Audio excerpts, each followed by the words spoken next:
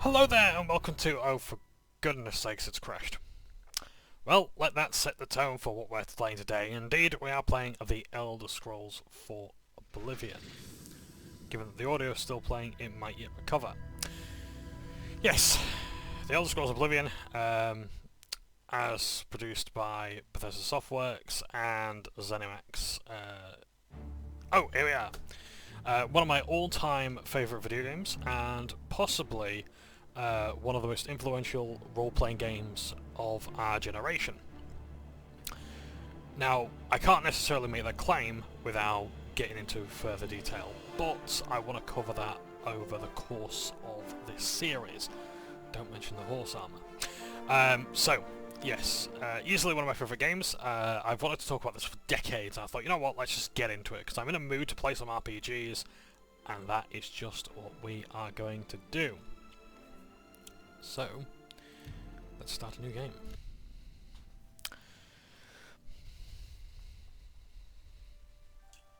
I was born 87 years ago.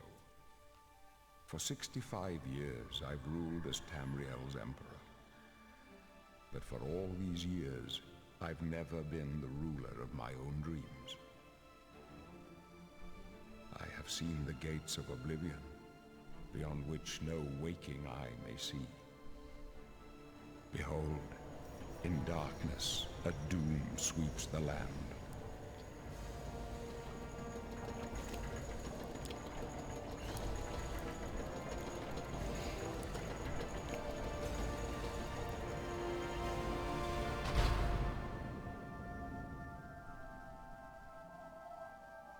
This is the 27th of last seed, the year of Akatosh 433.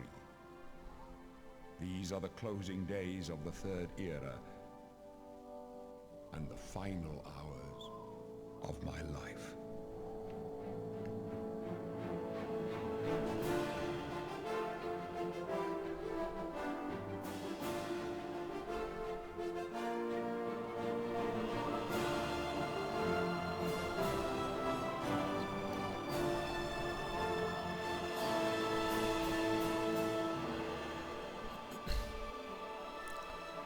So, can anyone tell me who the voice actor for Emperor Uriel Septim there was?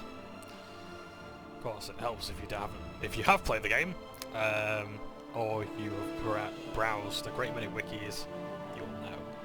Because Oblivion does have a marvellous voice cast. It has Patrick Stewart for the Emperor, it has Sean Bean as Martin Septim, it has Wes Johnson, who really earned his stride in this game, and yeah, quickly became a fan favourite for in terms of voice acting.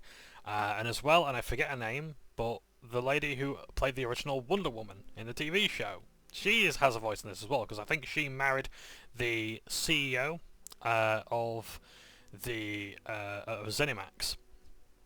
I think he was she was one of his several wives, I'm not sure.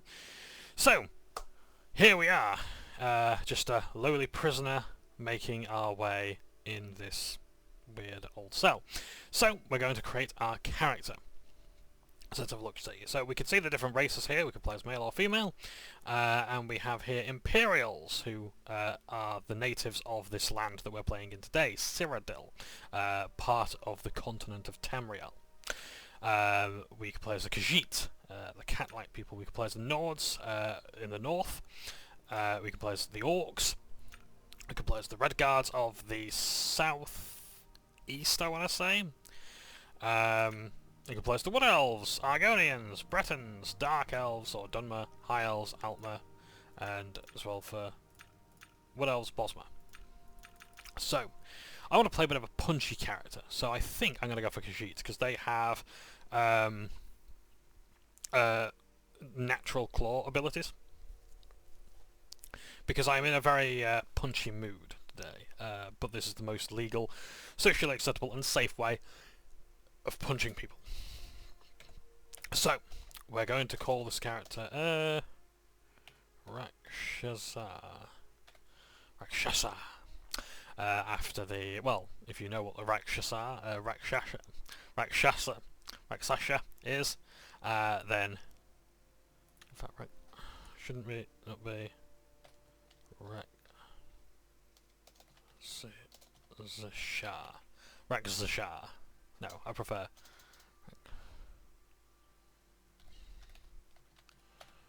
Zashar.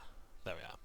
There. So, we're going to go for a Khajiit because they are agile and they have a good acrobatics skill, and that's, believe it or not, one of my favourite skills. Like, a lot of people are going to probably turn away from this video and go, "Oh no, he did go for those skills, didn't he?" Yes. Yes, I will. All my characters have to have long hair. They do. You can have lots of... Well, I say not lots of different hairstyles. Not on Khajiit as such. Yeah. I'm going to go with the headband. I always like the headband. And we're going to dig around as well with character creation. So, what to do with him, what to do. Lighter complexion, I think I'll go with that one. So now we get to adjust. Let's make this Khajiit our Khajiit. So I think I want to have him quite a long-faced chap. So yeah, his features be quite gaunt, I think.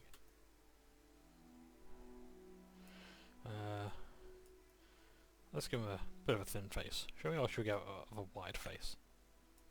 Let's go with a thin face. There we are. Yep, all the sliders all the way to the ends.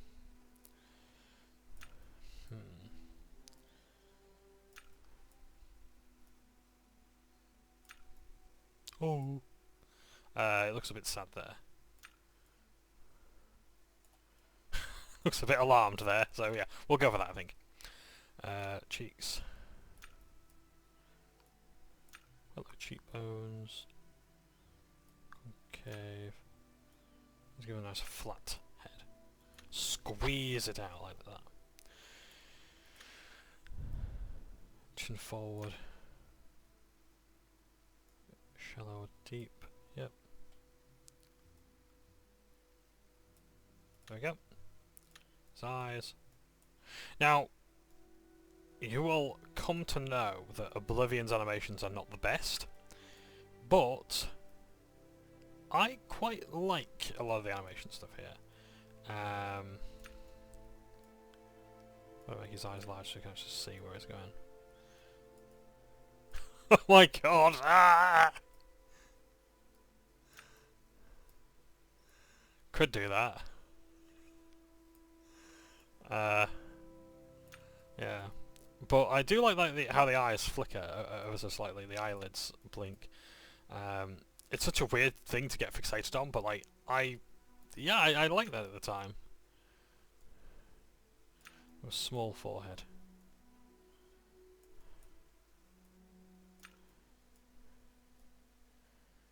Have a tall brain.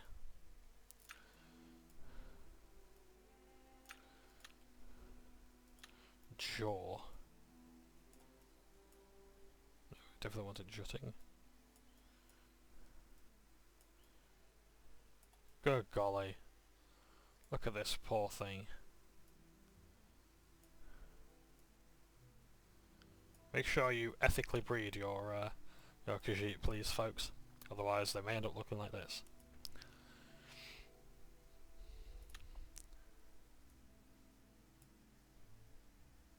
No, let's make him happy. Or as happy as we can.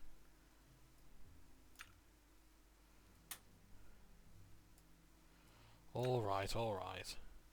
I want the happiness bar up, though. Okay. Nose. Oh, that's... much more traditional cat-like with the nose like that. But no, we want him long. Down. Flat or pointed.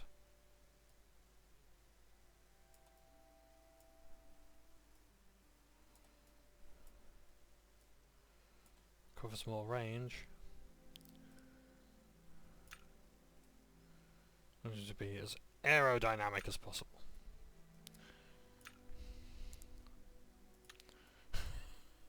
Right. There we are. We haven't even done this yet. The tone. So we can... Yeah. I'd like him to have... Don't know about that. Don't know about that either. Let's... Whatever.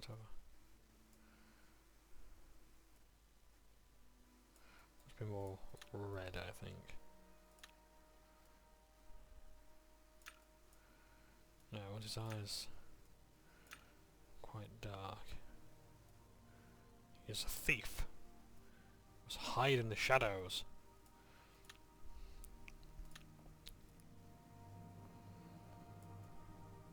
That could actually give him quite a distinctive look, though. I mean, you know, distinctive on top of everything that we've done to this poor fellow.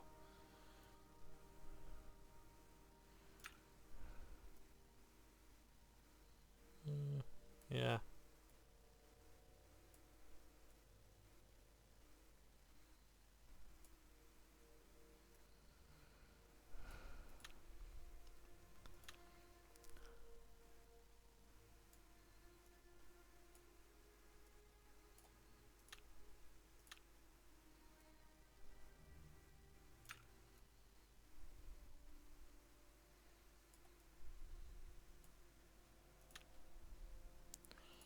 Right.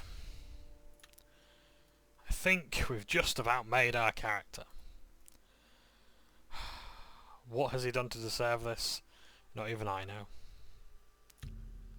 You sure you want to be a Khajiit? Not if I look like that. Excuse me a second. Right, I do apologise, my phone's going off. Okay. Oh, Christ, insert. No, accept that, right,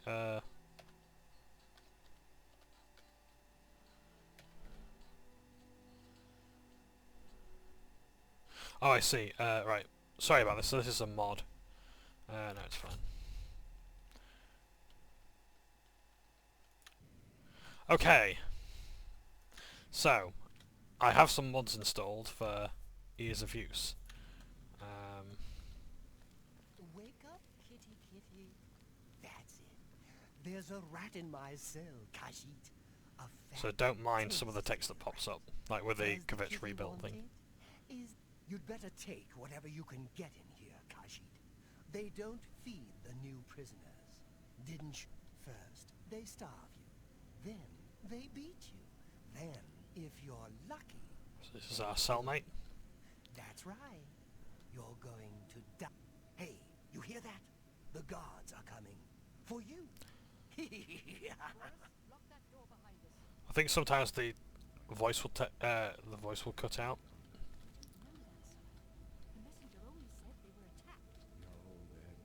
Oh my poor boy. My job Look what they right did to now my is to boy. get you to safety. What's this prisoner doing here? This cell is supposed to be off limits. Usual mix-up with the watch. Never mind. Get that gate open. Stand back, prisoner. We won't hesitate to kill you if you get in our way. That's the Emperor there. Prisoner, stand aside. Over by the window. Stay out of the way and you won't get hurt. Prisoner, stand away from the door. Over by the window now. I just want to quickly change something about the controls. Can I do... Always run as caps, I see. Thank you. Oh, I do apologise as well if some of the Morrowind music starts playing as well like this. Stay put, prisoner. Good. Let's go. We're not out I of had this yet. Oblivion playing. I've seen you. Let me see your face. You are the one from my dreams. Then the stars were right. And this is the day. Gods give me strength. What's going on? Assassins attacked my sons, and I am next. My blades are leading me out of the city along a secret escape route. By chance, the entrance to that escape route leads through your cell. I am your Emperor, Uriel Septim. By the grace of the gods, I serve Tamriel as her ruler. You are a citizen of Tamriel, and you, too, shall serve her in your own way. Perhaps the gods have placed you here so that we may meet. As for what you have done, it does not matter. That is not what you will be remembered for. Okay, so it doesn't matter if I killed someone, burnt down an orphanage. Nah, it's alright. Because gods planned this, you see. Akatosh. Me and him have got a deal. I'm on a mission from Akatosh. You will find your own path. Take care. There will be blood and death before the end. Please, sire, we must keep moving. Better not close this one. There's no way to open it from the other side. Looks like this is your lucky day. This doesn't concern you, Stay out of prisoner. our way.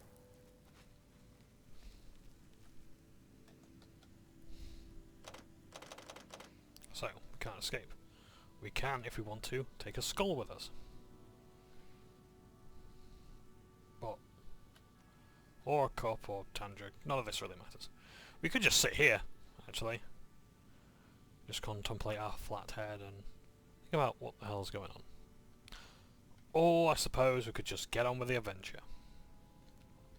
Now, truth be told, I don't know what order I'm exactly doing things in this game. Like if I do the main quest first, which guilds I'm going to do. I'm just going to try and go for whatever ones level up my skills. Let's have a quick save. Quiet and stay out. Close up left. Protect the Emperor. Assassins! For the Emperor! Are you alright, sire? We're clear for that. Fucking prick. Oh, Christ. Oh my god. See what you've done to me! Yeah. Good golly. Well, that's, like, as well as quaking. Yeah, he's quaking with fury. He's ready to kick some ass. What's that Khajiit start out with? Personality, speed, agility. Oh, not bad. Hand to hand, the start with 15 already. My fists do 1 point of damage. Yeah, acrobatics. Do I get athletics? Do I get athletics? 10. Okay, that's not too bad. So, let's just take some of these for collection's sakes.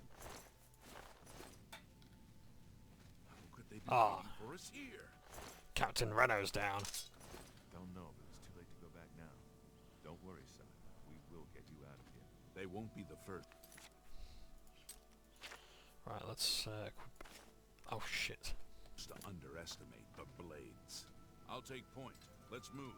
You So, stay one of the here. blades has fallen. Don't try to follow us. I told you to keep out of our way.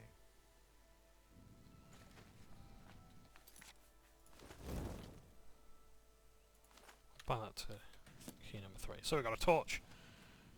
We cannot follow the Emperor.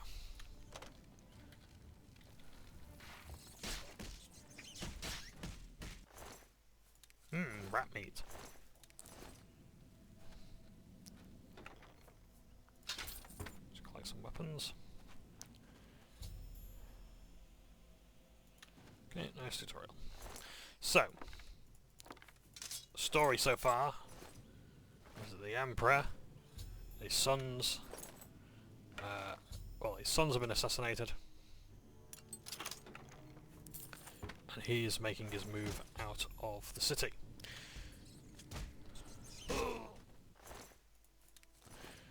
And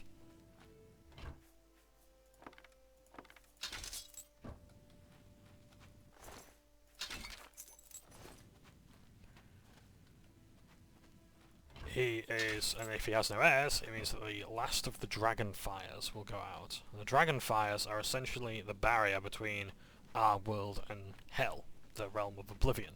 Specifically, Mehrunes Dagon's realm, which is, well, the realm of destruction.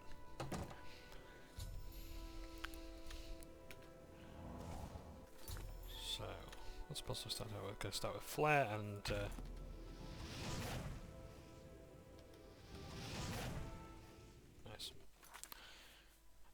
also have I have fear, I have night. I can cast that on myself as many times as I can. I apologise as well if that's unbearable to see. This is like your night vision spell. So each race has different abilities they can get. And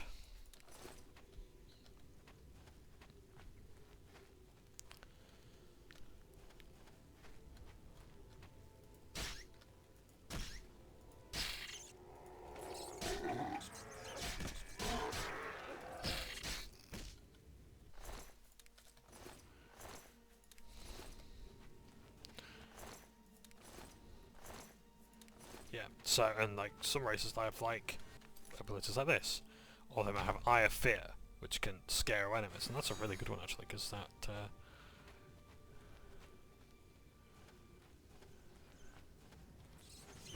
oh damn, well I missed. That now, I can only cast that once per day, so I've got to wait like 24 hours to cast that again. Fantastic. Because I forgot it was a ranged spell. So yeah, like Imperials have the ability to like improve, like they can cast a spell to persuade people, like charm them into like giving them better discounts, giving more information, that sort of thing. Orcs have Adrenaline Rush, I think, which gives them more energy to fight in battle. Oh.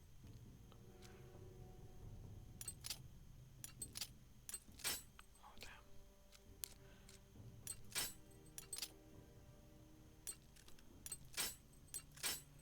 So, here you're seeing the lockpicking game.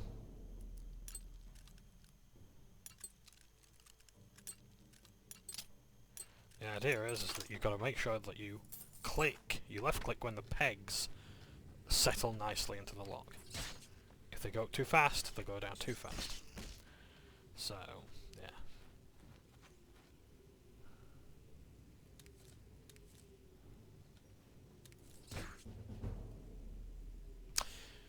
Another thing in Oblivion as well is skills.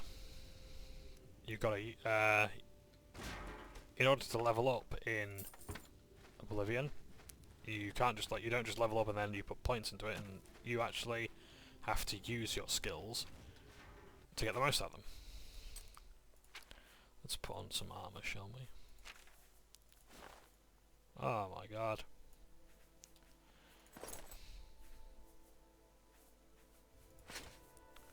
Put on some armor, we'll just put some different armor on for the sake of it. Because I might have to start going for light armor, to be honest.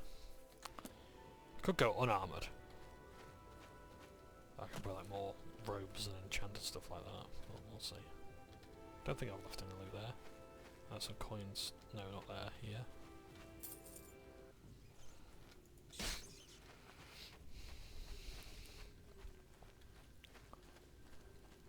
So yeah, so like the higher the difficulty, the more health enemies have, and the more health enemies have, the more you get to hit them, and the more you get to hit them or block against them or whatnot, the more you can level up your skills. I might have to seriously do another clean install of this game because I do not want to keep just listening to the Morrowind soundtrack. It is nice. I use it as the intro for a series that I do on another channel, but in fact it's this song, Road Less Travel. But I would like to listen to Oblivion's soundtrack, because that would really sell this song. So the reason why I'm clicking all these plants here is because these can be used in poisoning.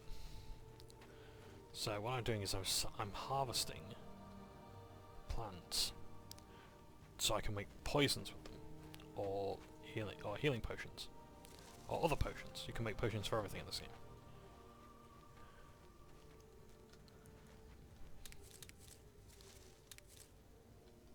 So when you hear that crunchy sound, that means I've successfully collected it. As well, like a faint rustle, that means I failed. Let's save here.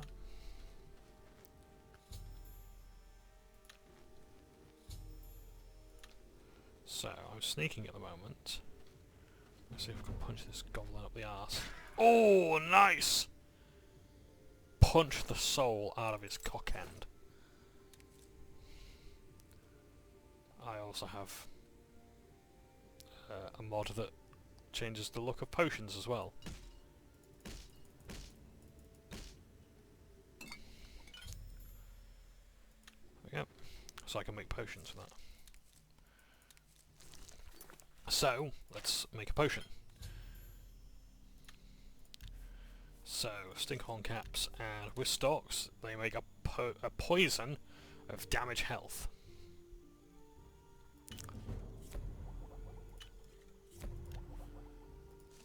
And some items will only work with others. So we're going to make some soup. So restore fatigue soup with these items here. And honestly, like just like in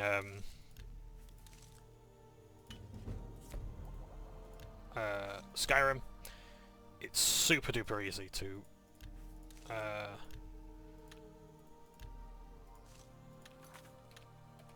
level up alchemy.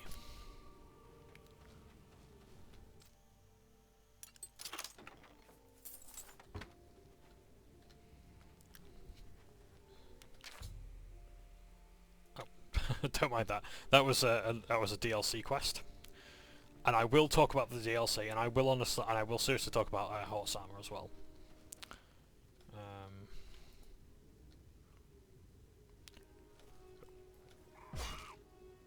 Oh, I didn't quite reach.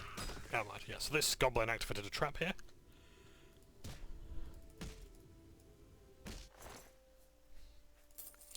Bear pelt isn't really worth it for that weight that it's asking me to carry. Let's heal myself with a healing spell. Let's go further. Yeah, so I think in the next episode of this, which will probably be on Friday, I will probably have a clean install. With that, hopefully the music will be sorted. I'll just pick up then. Because I don't really want the rusty iron dagger. Don't really want that either, because they don't sell for much. Let's shed some weight. I'm not going to be wearing heavy armour, so I can get rid of that. It's not worth it. What difficulty am I playing at? That's enough. We can up that difficulty later.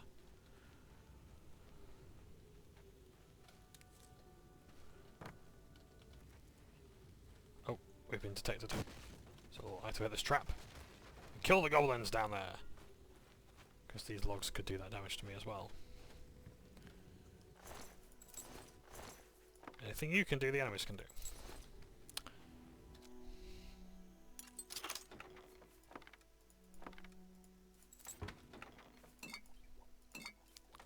So yeah, with me going for a hand-to-hand build, you're not going to see a lot of the cool weapons in the game.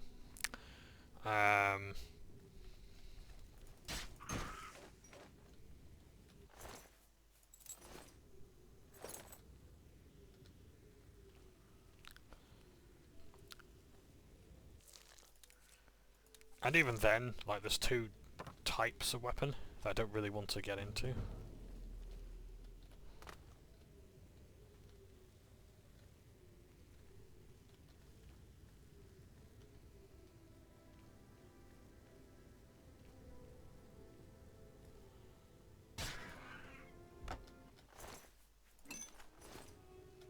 Oh, right. Let's show you one of the weapons. This is a goblin shaman staff. Oh dear. I can just zap them with that. So you do get staves in this weapon, in this game, but staves don't have any skills themselves.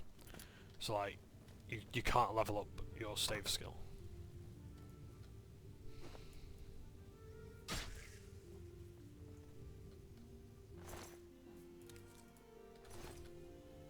So if I open that pen, they all start attacking. But I think they will attack the goblins as well. And you can open that pen by pulling this rock here. Look at the physics on it as well. That's very satisfying. So let's have a look for some more treasures abound.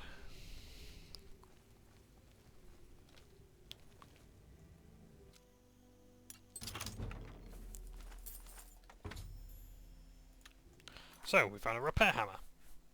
We can use these to repair our gear. Now, you can break your hammers. So you have to have multiple of them if you want to repair yourself. However, you can speak to NPCs to repair for you. There's plenty of blacksmiths out there.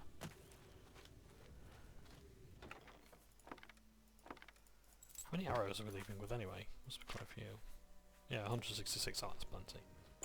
You will find that you will very rarely, if you're playing like an archery build in this game, you will very rarely run out of arrows. You run faster with your weapons stood away than if you have your weapons out. Even your fists, which I don't think makes much sense. For the blades and the Emperor! Damn it!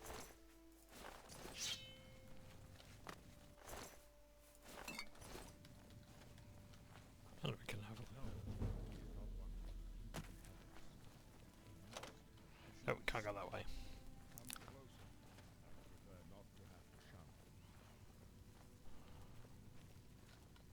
Sometimes NPCs like now will chase after you to speak to you.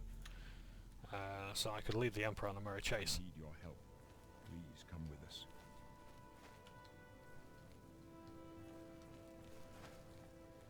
They cannot understand why I trust you. They've not seen what I've seen. How can I explain? Listen, you know the Nine, how they guide our fates with an invisible hand.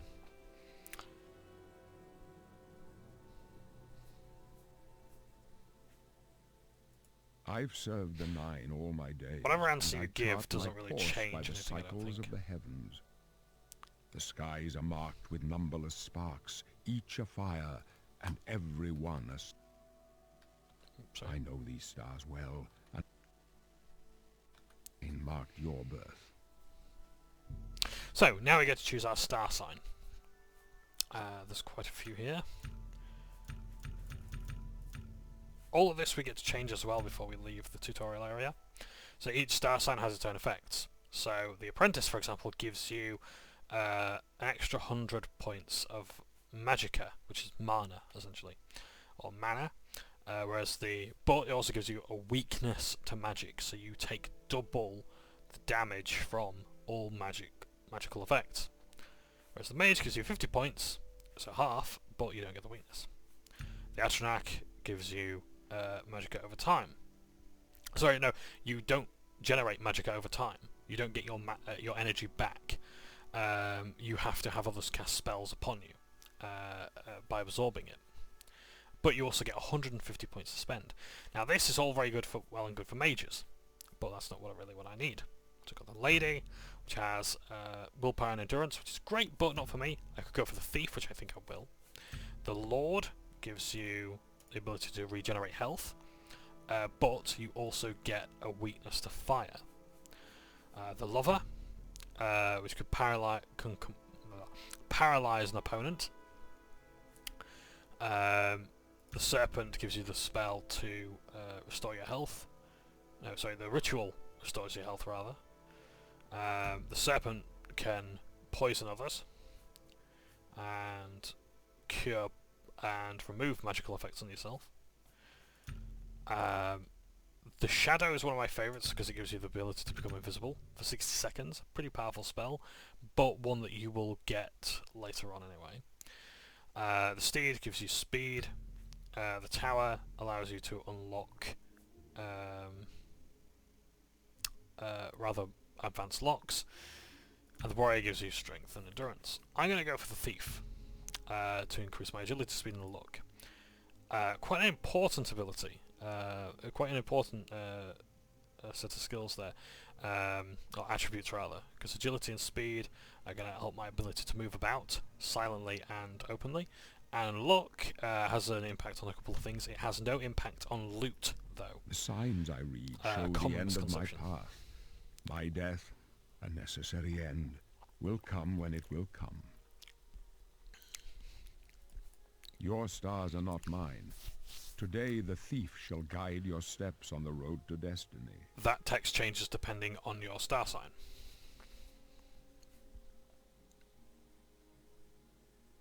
No trophies of my triumphs precede me, but I have lived well, and my ghost shall rest easy. Men are but flesh and blood. They know their doom, but not the hour. In this, I am blessed to see the hour of my death, to face my apportioned fate, then fall. My dreams grant me no opinions of success. Their compass ventures not beyond the doors of death. But in your face I behold the sun's companion. The dawn of Akatosh's bright glory may banish the coming darkness. With such hope, and with the promise of your aid, my heart must be satisfied. I go to my grave. A tongue shriller than all the music calls me. You shall follow me yet for a while. Then we must part. So yeah, we must Still got my eye on you, prisoner. go through that scene. You may as well make yourself useful. Here, carry this torch and stick close. We're the Emperor's bodyguards. Our job is to get him out of situations like this. Although I admit, things are not going according to plan. My job is to make sure the Emperor gets out of here alive, and I intend to do it. Stick close and let us do our job. So yes, you have to go through that scene to get through that door.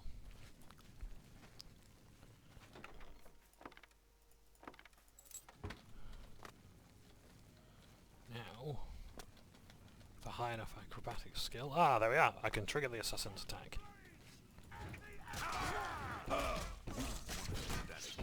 Yeah, if you start punching the bodyguards of the Emperor a bit too much,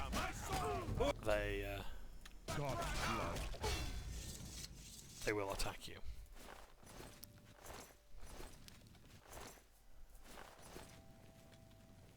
So yeah, up there you can see a door. You can't go through it, but that's where they come out. The Emperor's in danger! Prisoner, help the Emperor! Maybe the Emperor is right about you. The best way you can help is to let us do our jobs and don't get in our way.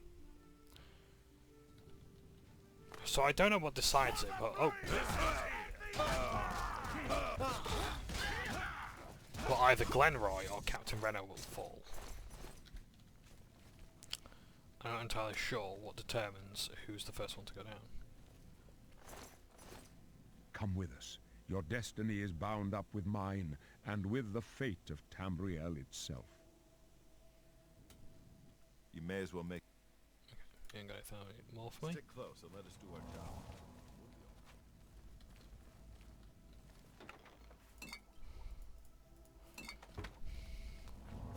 So you can only drink 2 potions at a time.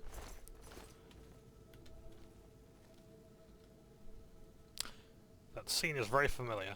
I might be sat up in bed looking at my laptop. And my darling dearest having a nap there. Except looking slightly more alive than those guys. Maybe they are alive. Maybe I've not just knocked them out. Who knows? Hold up. I don't like this. Let me take a look.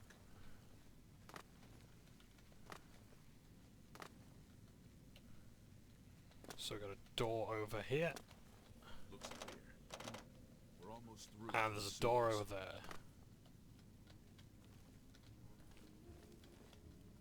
Oh, there's a door there as well.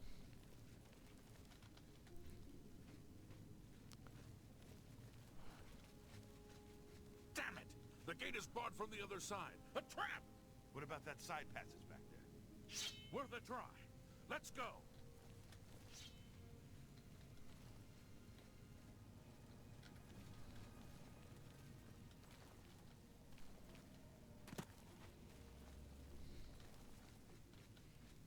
It's a dead end. What's your call, sir? I don't know. I don't see any good options here. They're behind us. Wait here, sire. Wait here with the Emperor. Guard him with your life. For the Emperor!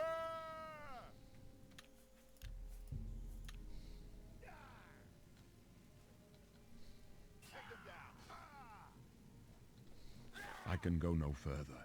You alone must stand against the Prince of Destruction and his mortal servants. He must not have the Amulet of Kings. Take the amulet, give it to Joffrey. He alone knows where to find my last son. Find him and close shut the jaws of Oblivion. Stranger, you chose a bad day.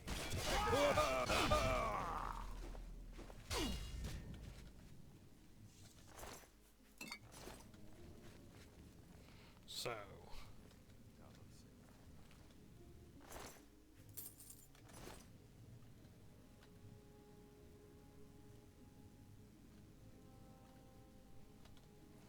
did Glenroy drop his blade by any chance?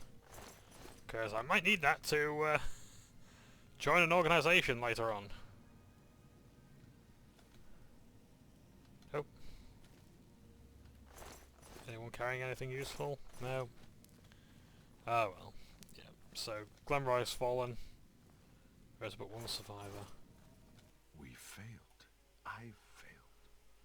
The Blades are sworn to protect the Emperor. Now he and all his heirs are dead. The amulet. Where's the Amulet of Kings? It wasn't on the Emperor's body. Strange. He saw something in you. Trusted you. They say it's the dragon blood that flows through the veins of every septim. They see more than lesser men. The Amulet of Kings is a sacred symbol of the Empire. Most people think of the red dragon crown, but that's just jewelry. The amulet has power. Only a true heir of the blood can wear it, they say. He must have given it to you for a reason. Did he say why? Joffrey? He said that? Why? Nothing I ever heard about. But Joffrey would be the one to know. He's the Grand Master of my order. Although you may not think so to meet him, he lives quietly as a monk at Waynon Priory, near the city of Coral. First, you need to get out of here.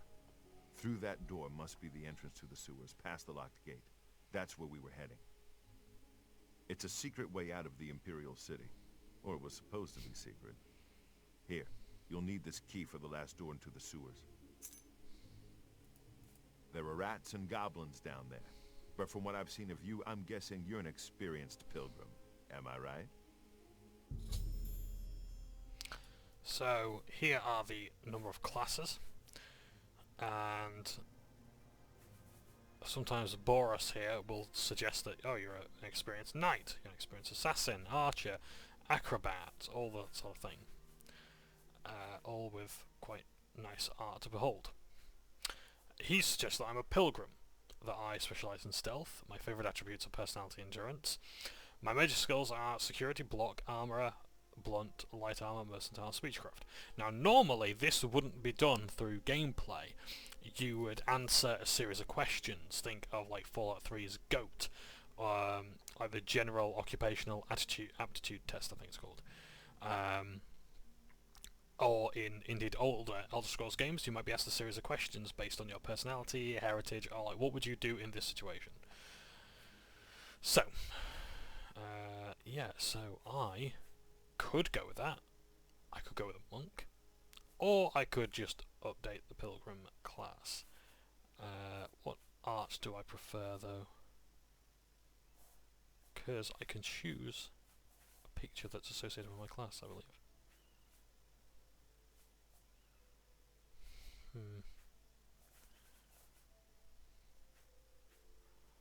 Rogues use block, interestingly enough. Fair enough. I like the pilgrim art. Fuck it, I'll go with that. Oh no, monk. Let's go with the monk. I'm gonna go for custom class. So, so we can choose our specialization. So we get whatever skills belong to these, we get plus 10. So I'm gonna be going for. See, I do like athletics and hand-to-hand, but am I going to be using armourer, blade, block, blunt, and heavy armour? No.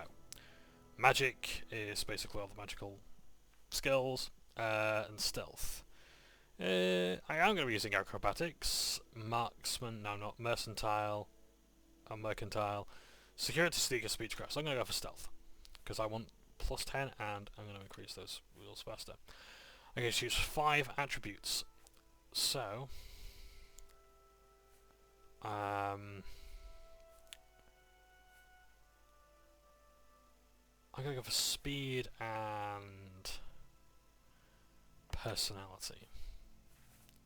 You will come to know why later on. Now I'm going to choose 7 major skills. So, let's go with the ones that I want. And honestly, like, players who have played this game are going like, no, what are you doing? Don't go for that. What the hell are you doing?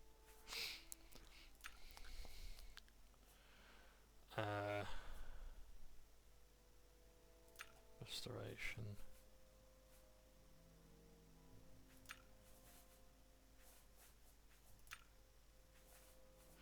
So, allow me to explain my choices. Acrobatics. I like acrobatics as a skill because I get to, I get to jump higher, reach other places. I love to parkour around. It's my favourite way of getting around in this game. Athletics allows me to, because I'm going to need fatigue. So fatigue is your stamina, and I'm going to need a lot of that to punch motherfuckers to death. I also need to be able to get in and out of combat quickly. And swimming as well, it's always nice to be able to swim faster, so I'm going to do that. Conjuration is the ability to summon things. Destruction is the ability to just like cast fireballs, frost bolts, all this sort of thing. Hand to hand, obviously punching. I could actually specialise in light armour. Yeah.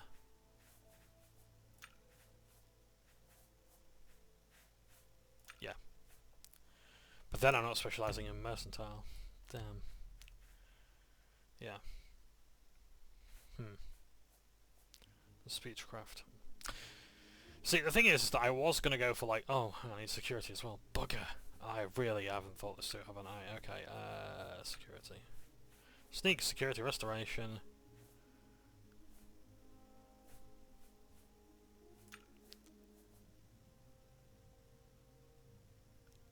Create light, silence, paralyze, conceal, yeah, illusion.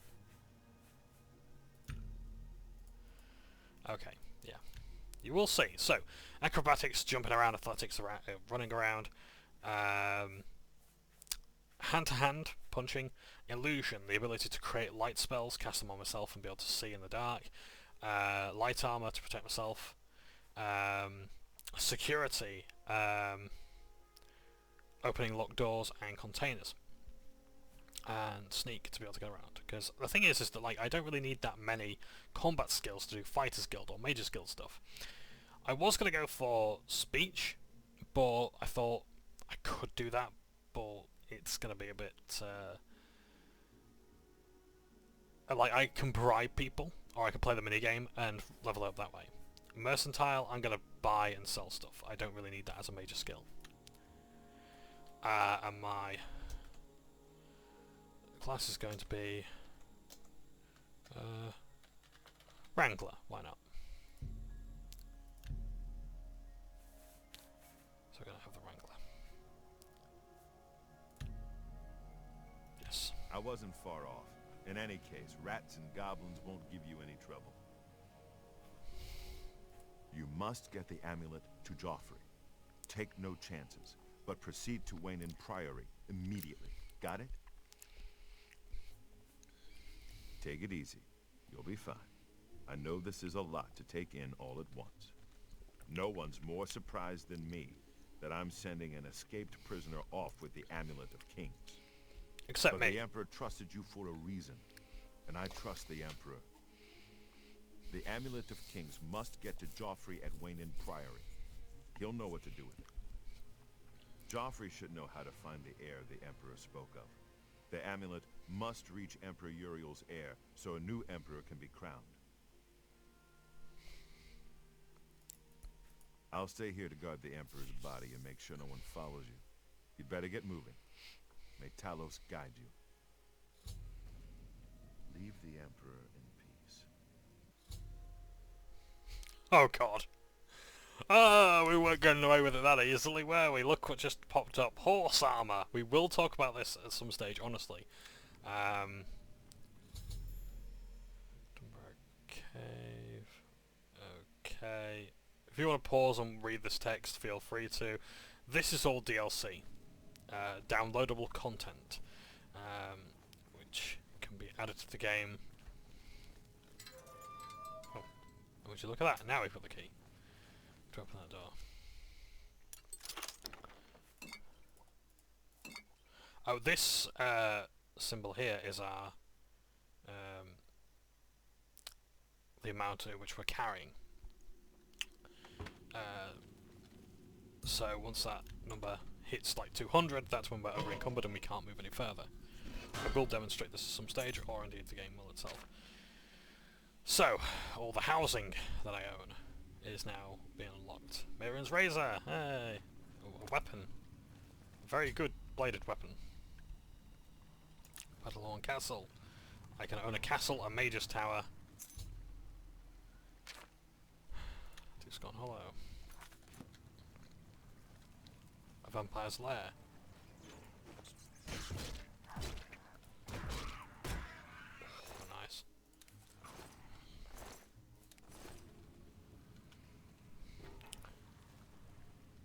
So sewers can be a bit of a pain in the arse to navigate.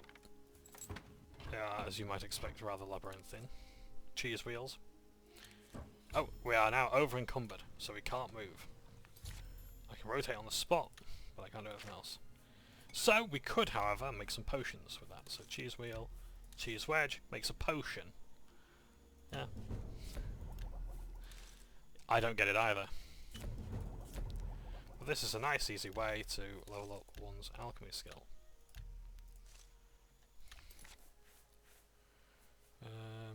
So it weighs 3, and it was valued at 1 gold piece, or 1 septim. So we'll leave that.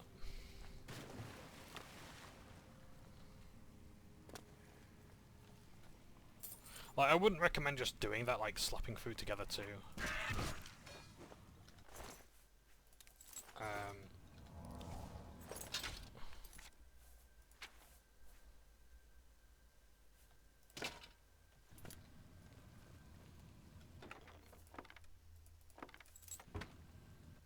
God damn it. Yeah, I wouldn't recommend just like slapping food together just to level alchemy. Eventually you want to start doing more things to build up more potent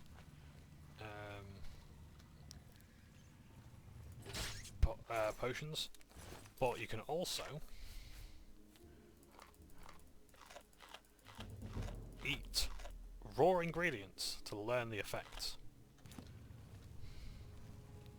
As you can see from that green bar at the bottom, my fatigue is being dropped down because I ate food and discover the effects. This is a friendly rat.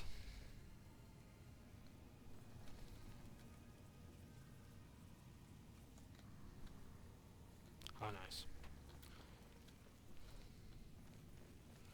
But yeah, there's nothing else in the sewers. So, before I hit the grate, can we edit our... We can edit our race and have a look here. We've had a bit of fun with the character creation, so let's reset his face. Let's have some randomization. Right, there we are. So, we've had a bit of a laugh now.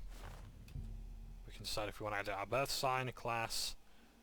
Let's carry on, because that's the last chance we get to do that now. And here we are in sunny Cyrodiil.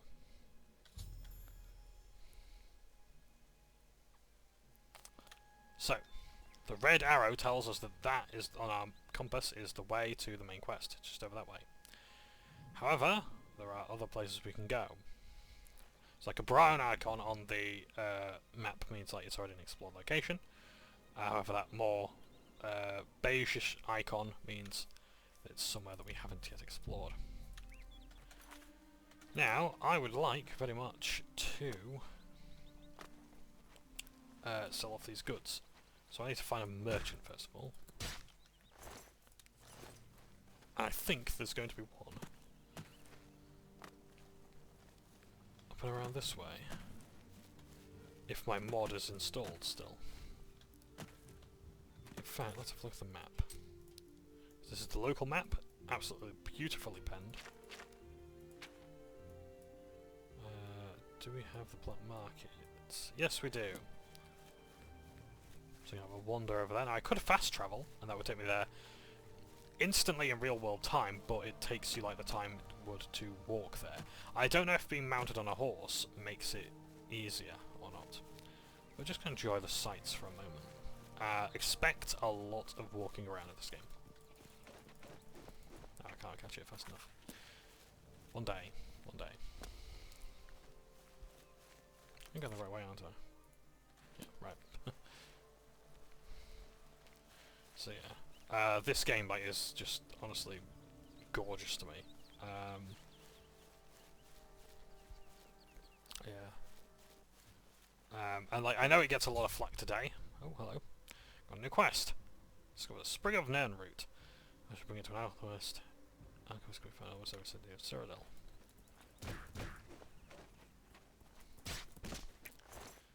Yeah, so I know that Oblivion gets a lot of flack for its animations and such, especially facial animations, but my god, the levels are gorgeous.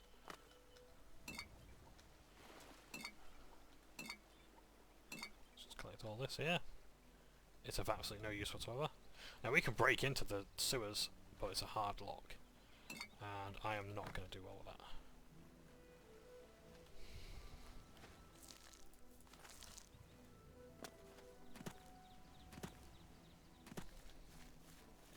That's the Imperial City there. So several halves. I believe that's the prison there. Yes, that's the prison. And then that tower there is the White Gold Tower. That's like the seat of power at the moment. With the Emperor being slain, it will be the Chancellors who are taking over.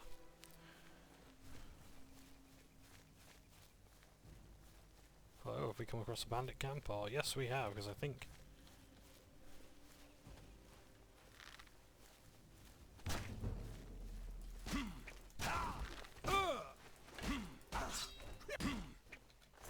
Yeah, so we've come across some bandits.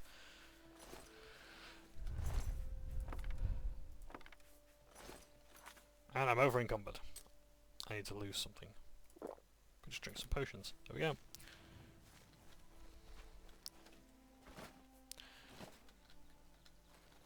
Now, if I do come across as like I'm explaining the very basics of the game, I do apologise. I don't mean to patronise at all.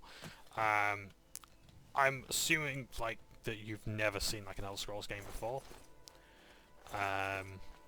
or played an RPG before. Because I like to do these videos to the benefit of my partner, who doesn't really have much experience with these games. So this is a place that I've installed in the game, a black market. It's a community mod, and basically this place sells everything. And I like the black market because oh hello, Faithis. I've had this. I like the black market because it has enough money to buy stuff from me. If you've done good deeds, the Nine will bless you and cure diseases when you visit their way shrines. So you can ask NPCs for rumours. They have various topics, so I can ask this person to be my friend, that's part of a mod, and they can join me on adventures. Can I interest you in some of my wares? So yeah, so this person sells weapons and armour and all, and they have 10,000 gold pieces. So if I sell something that's like, let's say this goblin staff was valued at 10,001 gold pieces, they wouldn't take it off me. Yeah? So like 10,000 is like their budget, and their budget refreshes for every single item.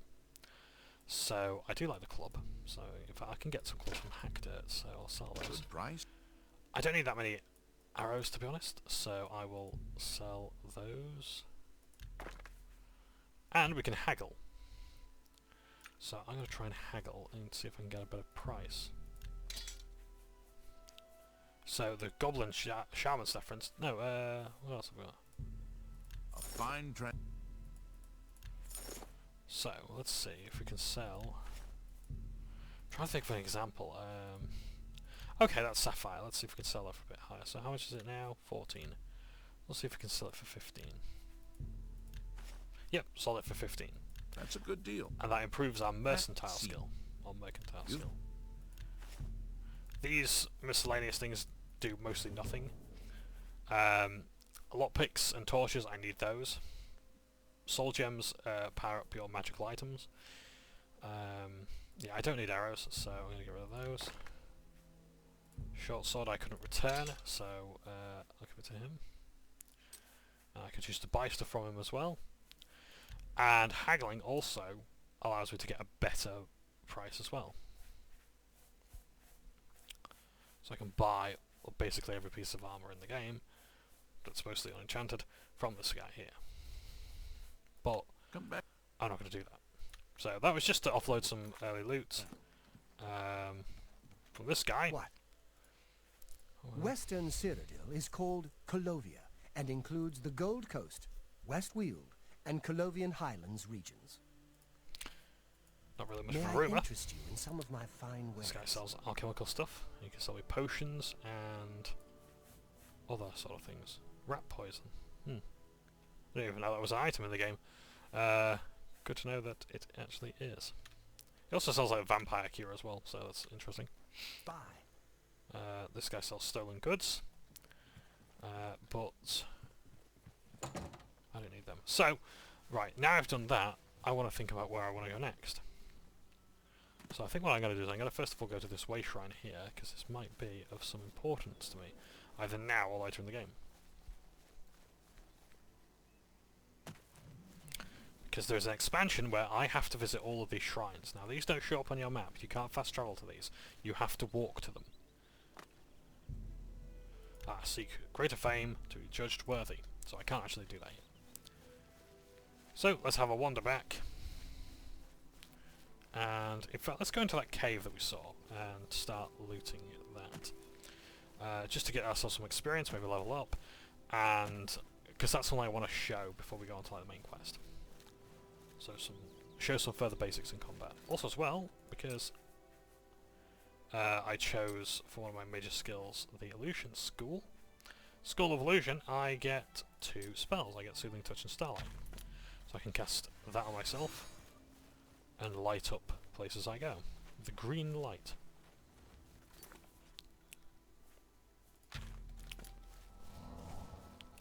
So let's have a look in this cave.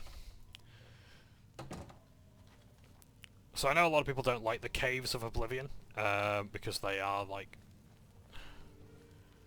they are fairly repetitive. And they're not as good as Skyrim. I'm not gonna lie, I'm not the biggest fan of Skyrim, but I will wholeheartedly say that every dungeon has like a story. Sorry for the dog lovers. Yeah. Whereas in this game they kind of don't.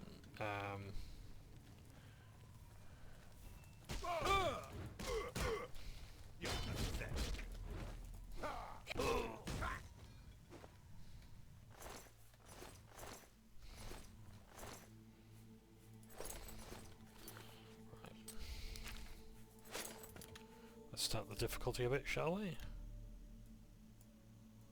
Let's see how that goes.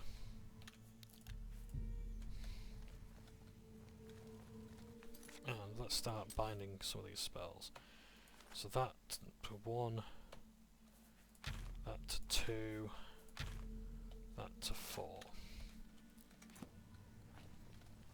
Don't mind the command prompts there. Not command prompt, sorry, command console. No!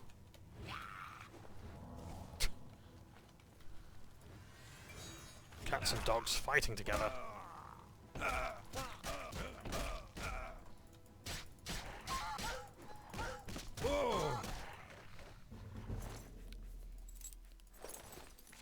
So we can finally get rid of these wrist irons. And we can start wearing... Oops. Excuse my pants. Oh yeah, if you want to see. Character without clothing, that's what they look like. They always have a loincloth on, you can't take that off. Well, not short of mods anyway.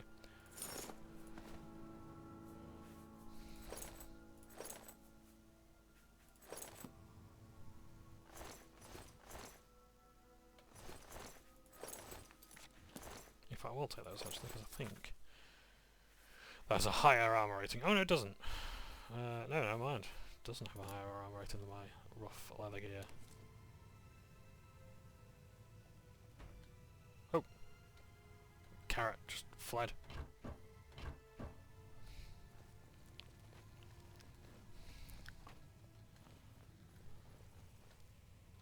Okay, so that's one of the parts of the dungeon, but I don't want to go down there yet. Let's have a look around. So this isn't part of the main quest. If you want to skip ahead, please do.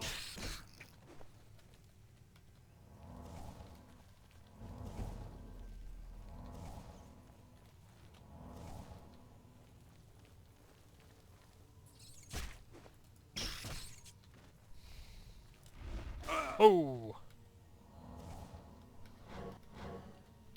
So I don't have enough magic here. Darn! Do I have anything to restore my magic crates? Where's my...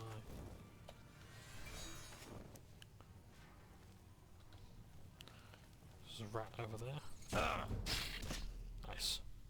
And yeah, if you block in time, you can actually like knock enemies back. And as you develop your skills, you can do more cool things.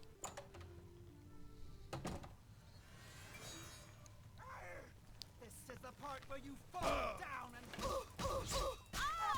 Take victory, you baby!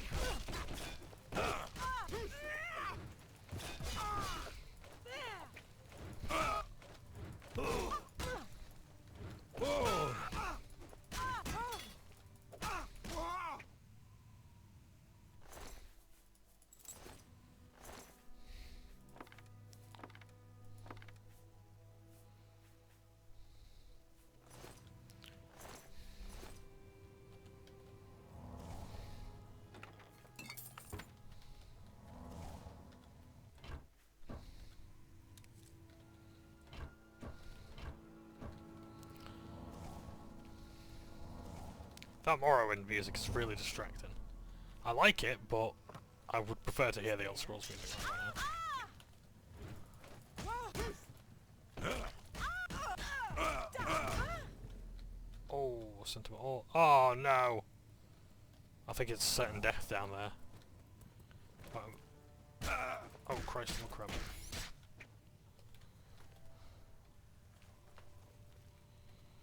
Right, now I need a torch to see where I'm going.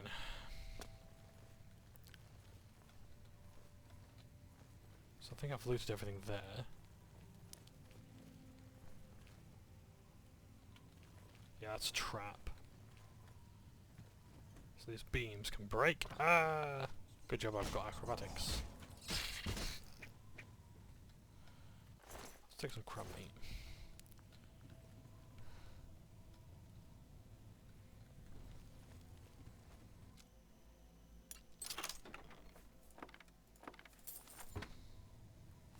Oh, no, I don't want that.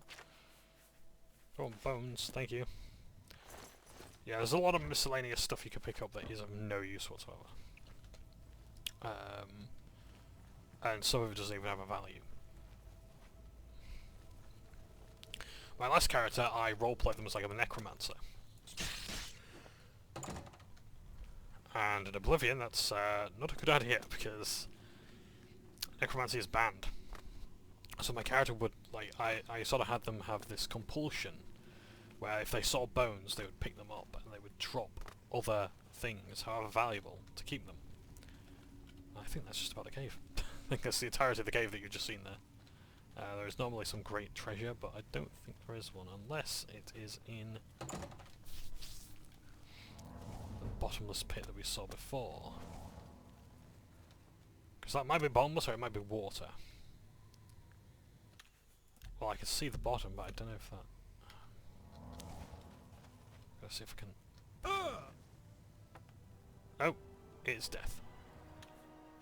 That is the realm of death there. Yeah, there's no way to get down there safely. Ah, here we are.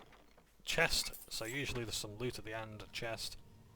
Which has some, like, valuable treasure, which... For this level, you're not going to get that much valuable stuff. It's not until later where you start getting several hundred or thousand pieces of gold in a chest, or you might get enchanted weapons, soul gems, which are incredibly important later on. Yeah.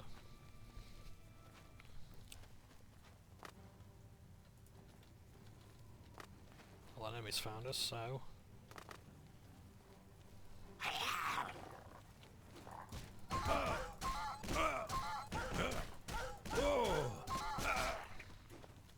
Oh, nearly dead.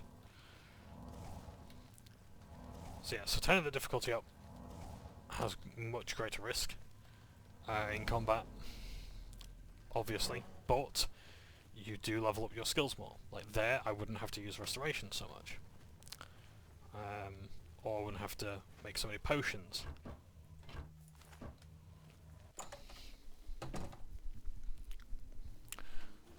So now, let's have a bit of a nap. Oh, hang on, we can't see because there's enemies nearby.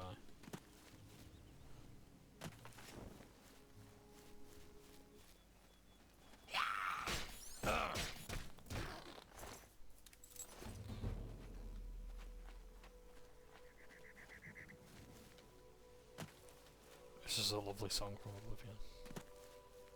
It's just a shame. Oh, no, still enemies nearby. Right. I'll tell you what, we'll go to the place I'm thinking of. And we will fight some stuff.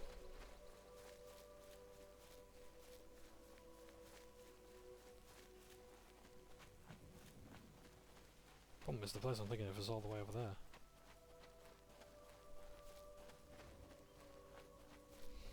But it's okay. Let's have a swim as well. Level up our athletics.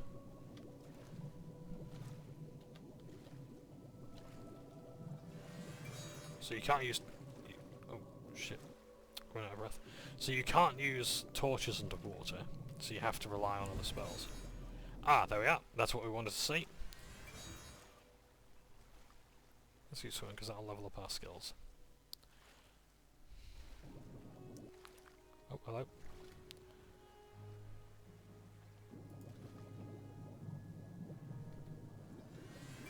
What's found as slaughterfish?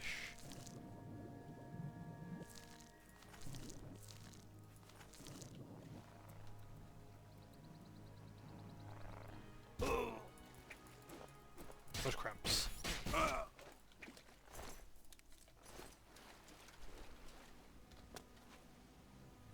And route.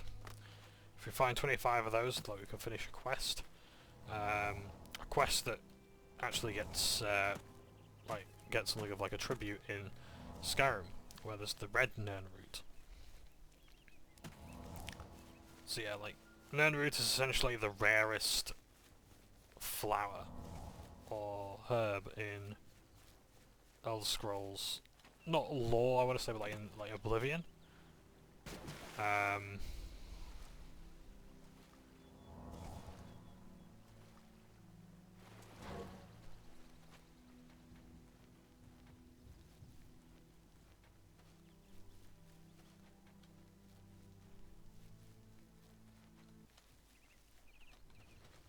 I've been detected by an enemy.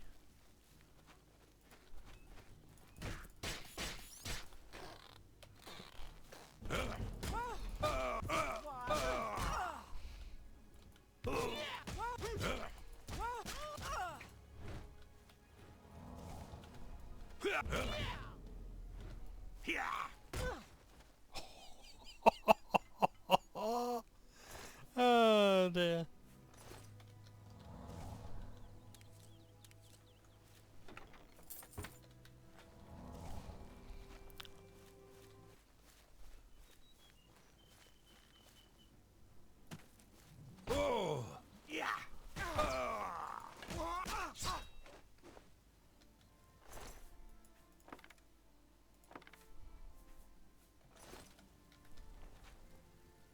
So, harvest this garlic. Now, Oblivion and indeed other Elder Scrolls games have some great environmental storytelling. The reason why this person has garlic above their bed here is because, or rather by their tent, is to drive off vampires. and vampires are mentioned in this book, Immortal Blood, which is now boosting my hand-to-hand skill. And I love reading the fiction. I probably will read a couple of the books throughout, especially if they've got the Red Kitchen Reader and other such books. This one I really must read, because there's some fantastic fiction. Whoever writes the fiction, or whatever team is responsible for that in Bethesda, you deserve my commendations, because the writing in these books is really good. Got 16 pages. I probably don't want to read that book. Might have to make a thing, like at the end of every episode I'll pick up a book and read it. So I'm going to rest for a bit. So resting heals your wounds, restores your magicka, and in this instance when you level up, because you can't, there's two functions. You can wait, so that's like loitering around, and you can wait for 24 hours. It basically just passes the time by quickly. Or you can sleep. But the only way you can level up is by sleeping. So, let's have a look. So we can level up our attributes just by doing that or that, but we can go for these ones, which will give us a boost. So rather than just like +1 to these, we can get +2 to this, or +3 to this. So I do like my speed, so I'm going to level that up. You also get a different text every time, I think. You realise that all your life you've been coasting along as if you're in a dream. Suddenly, facing the trials of the last few days, you've come alive. So, yeah. So I think I'm going to go for speed. Although, actually, no. Oh, I've just remembered. I can choose 3 things. So I'm going to go for my speed to increase how fast I move. I'm going to go for endurance to determine how healthy I am, how much health I get, or how many hit points I get. Endurance, I will say this as a tip. Please, for the love of God, whatever kind of character you play, level up your endurance, because the higher you, the more quickly you level up your endurance, the more health you will get every level. If you leave this as your dump stat, you will suffer dramatically. Don't leave your endurance behind. Level it up, because I've come to appreciate like how at high levels I could really do without HP, and my endurance is like in its like 40s or 50s, and not in, you know, 70, 80, 90, and 100. What else? I could perhaps boost... Yeah, I'm going to boost my strength for my hand-to-hand. So there we are. Who's and there? that's it. Oh, hello. Right, well that's not a quest related to this. Oh, hello. I wonder actually, because I never used a spell before. Can I use Soothing Touch?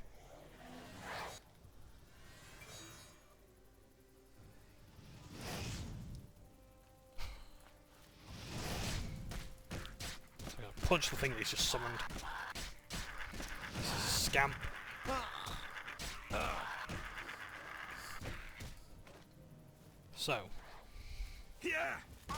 So calming a creature actually prevents them from attacking you. That could be pretty useful.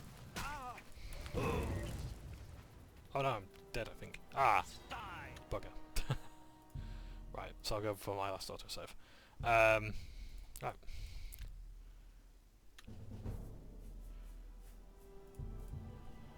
So that sound you're hearing is the death music, and I think it might be stuck on a loop.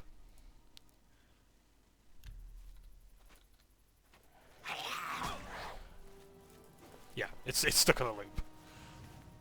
So, get used to that.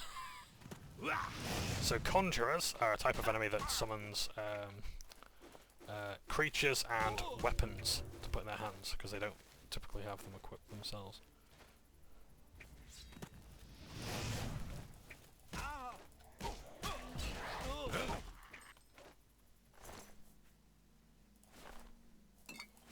Blue suede shoes. And, of course, this is one of the DLCs. So, one of the downloadable content packs was something called spell tomes. And these are little books that contain spells, and they're pretty good for low-level characters. And you can sell them, so you can learn the spell and you can sell it. So I can absorb magic at 10 points on touch. Pretty good. So, it's still quite late at night, so I'm going to go back to sleep. Oh, so when I leveled up, it didn't actually bring me all the way but to morning. Also as well, I think the faster your PC, the faster it is to rest as well. Because on the Xbox 360 it was pretty slow. Yeah, I don't need to know about that, thank you. So that's a quest for an expansion that we will probably be playing at some stage. A door to Nibbon Bay, rather a door to Nibbon Bay, I don't know. Whichever one it is. Before I do go, I just want to have a quick look around here, because I think there's some stuff. Yeah. Yep. Yes, there is a jewellery box with a single gold piece. Great. Chest with virtually nothing of use.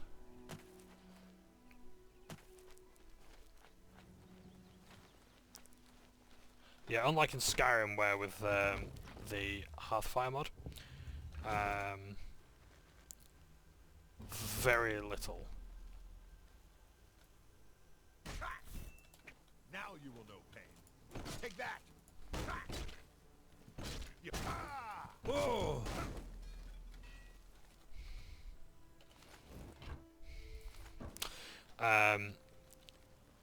Like with the Hearthfire DLC, where like you build your home, you can use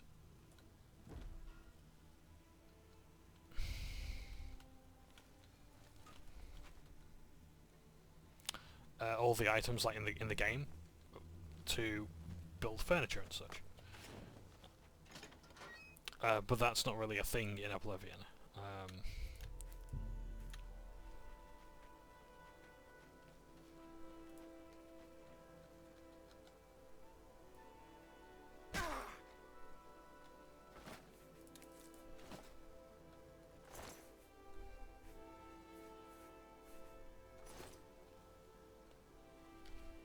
Oh.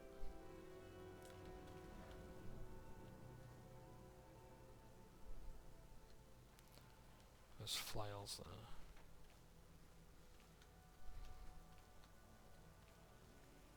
So.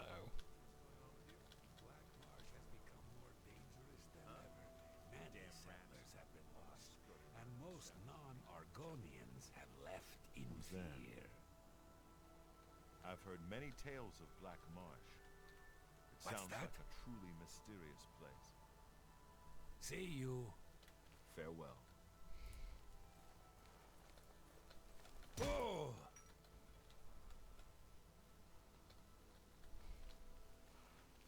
Hello? Who's there? Ah! Bandit ringleader. So they typically have some good stuff. So usually they can be identified by the helm, and in some cases heavier weapons. Also, the higher the difficulty as well, like the better the gear you'll find in the world. Huh?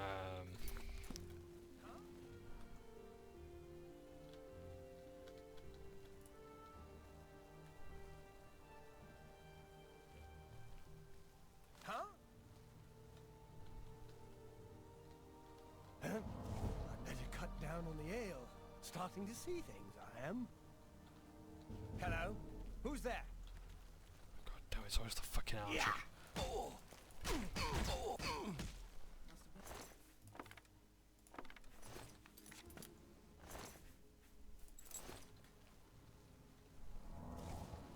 Let's have a look.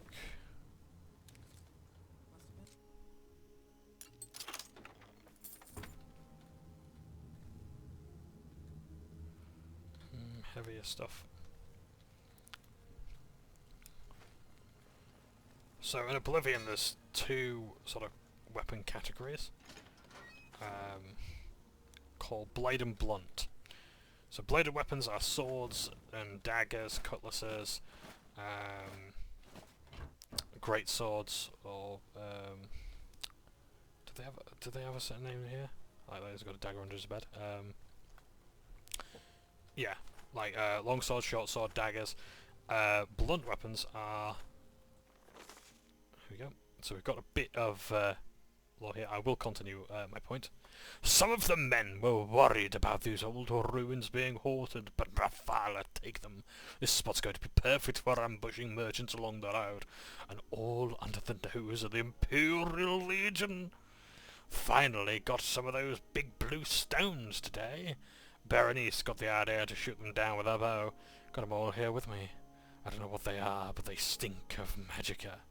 But they'll fetch a nice price with the Mages Guild. 2 coins, and that Khajiit from Vardenfell set up their camps down in the tomb. Fine by me, spares the rest of us the smell. 2 coins ran up today. The Khajiit's gone missing. Swore to the 9 that you could hear claws scrabbling at limestone, but nothing's down there. I'm guessing she got tired of the smell and snuck out overnight. 2 coins stench could peel shells off mud crabs. I'm surprised she hung around that long. So, bit of storytelling there for you. And, as well, Guide to the Imperial City, just to help things out a bit. Alicia Otis, you can meet her in the world. And I think she's the one who actually penned the world map that comes with the copy of the game. Speaking of which, I've managed to finally, now that I have money, get myself a copy of the collector's edition of the Elder Scrolls Oblivion, which comes with the coin, because that's the one that brings in the money, isn't it? That's the money. That's the breadwinner. What are they called? Claymores. That's it. Yeah, it's called a claymore, not a broadsword. So there's someone down there. Let's see if we can drop on them. Where are you? So I'm going to show you as well pickpocketing, which is probably not going to work out very well. So there you are. Yeah, so you can look at their inventory and steal something from them. It doesn't go very well. What skill is it? Is it security or sneak? Yeah, pickpockets, yeah, so it's sneak. So the sneak skill you can level up just by being near people. By hostile people. Walking around while sneaking as well also boosts your sneak skill. So you could just walk around like this even if there's no enemies, but it's slower. You have to be within the vicinity of enemies. And have those near misses.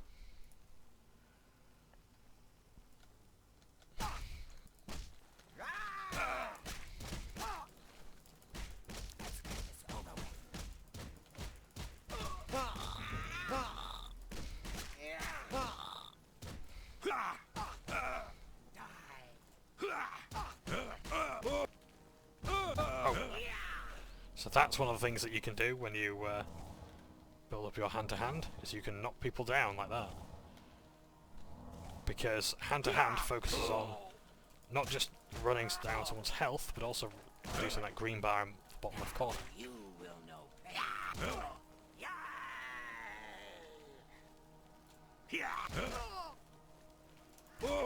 But more people are concerned with the red bar. What's the matter? Is the baby gonna That means their red bar has gone down. So the red bar is their health. Blue bar is their magic. The green bar is their stamina. And every Elder Scrolls game, I think, I'm fairly certain it was in... No, I don't think it was actually. I don't think there is fatigue in any games before Morrowind. But yeah. Every Elder Scrolls game calls it fatigue, except Skyrim. Yeah, so what I did with that was I waited, and my wounds knitted themselves together, and I got all my energy back.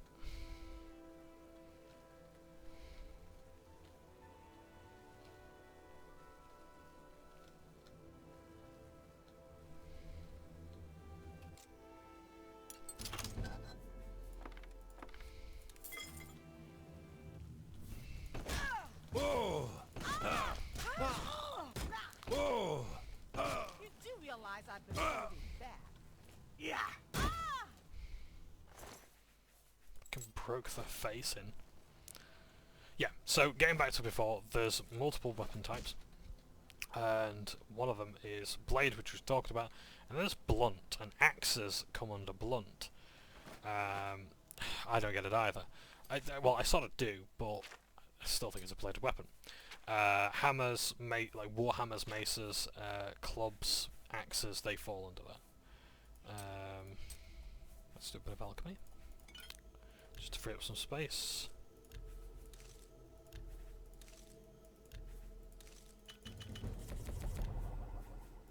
Doesn't matter what the effect is.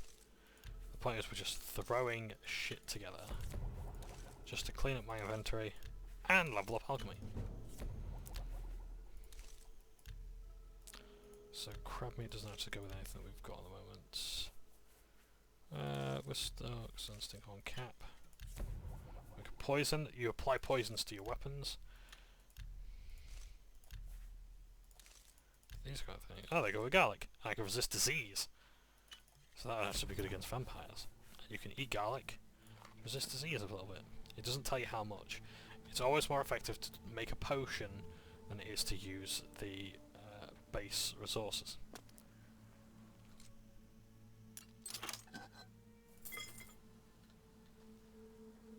So, do you remember the document that we found before saying there was scrabbling behind the walls?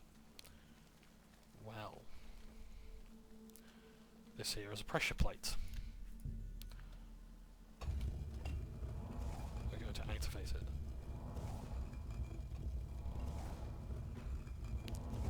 And we're going to see for ourselves the scrabbling behind the walls. Oh, look at that blood. Yeah. They went missing, didn't they? And looky here, we found them. Do I have any repair hammers by any chance? Nope.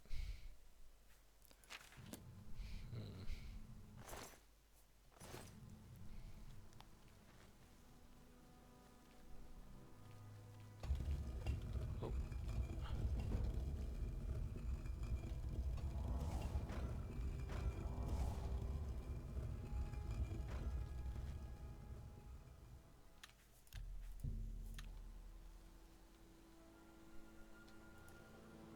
Would you look at that? They were scrabbling all along.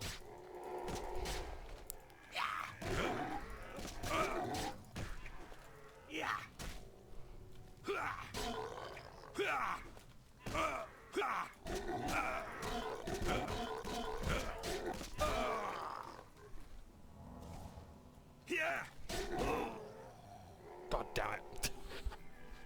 Now I am beginning to appreciate why people were saying that punching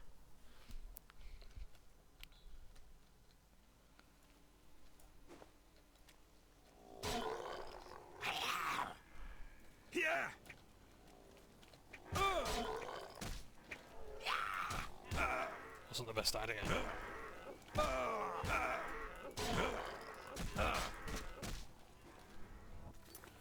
I could really do with binding some abilities actually. Yeah, I'll have to look at maybe binding my potions and hot bars and such.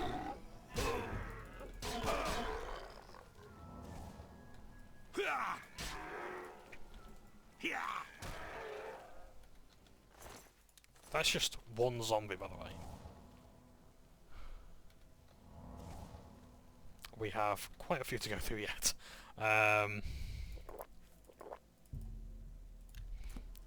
So I don't think you can drink any more than 2 or 4 potions at a time.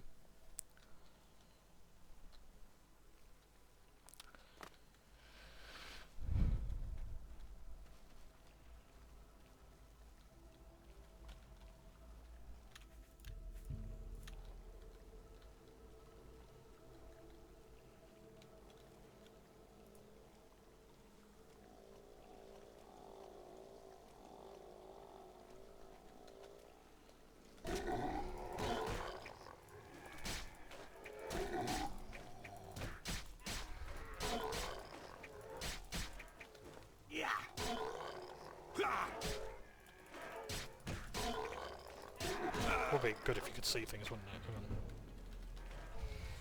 Oh yeah.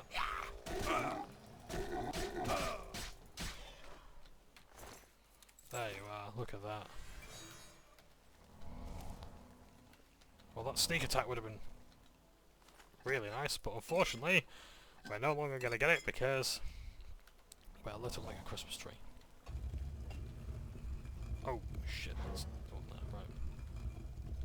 So, we can level up again, if we so choose, because there is no benefit. Oh, shit.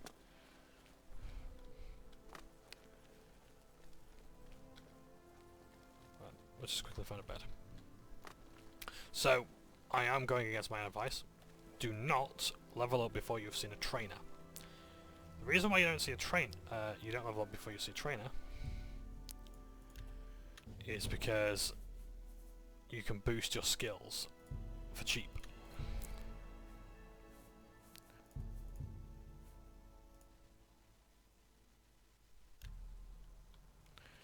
so you can level up your skills for cheap, and you level them so much faster than if you just keep leveling up. So if you see a trainer, you can boost your skills. So we could go for that gate, or we could go this way. Also, leveling up as well heals you up to full, because you're sleeping. Right.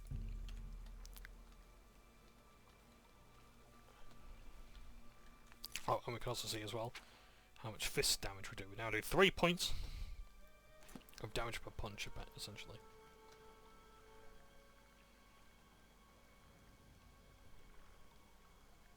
Come on, you prick, move. That's it, let me punch you in the fucking balls. The reason why that one went down so quickly was because he's a skeleton. And skeletons are vulnerable, they have a weakness to bludgeoning damage.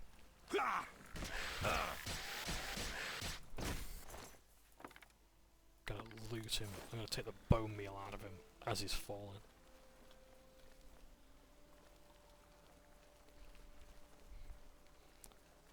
So we could go out that way, or we could have a look at elsewhere. I think torches cover the greatest area, but they are, I think they're much easier to see. Like, you can see, but so can your enemies. And even though their weights are 0, they do take up a very, very minute amount of room. Right, the only place I can see to go is that pool. But I just want to double check to see if there's anywhere else we can go. Also, you can't use torches underwater. They don't get lost, as far as I'm aware. Right, so that bar at the top is my breath. Naturally, I can't run out of that, otherwise it goes into my health pool. Okay, alert his friends.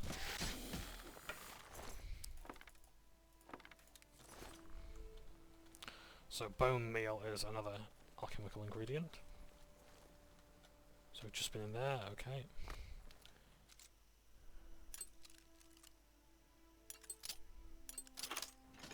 Oh, we just open that door, takes us into there.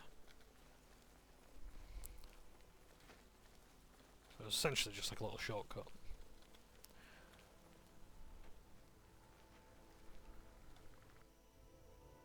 That's an average lock. I could attempt it. I could auto attempt it. So that's where, like,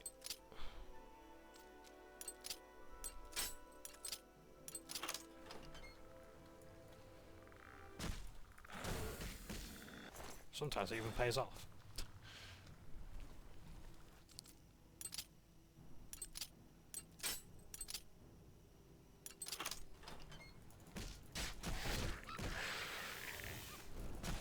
Sorry, you guys need to see what I'm doing, don't you? So, yeah.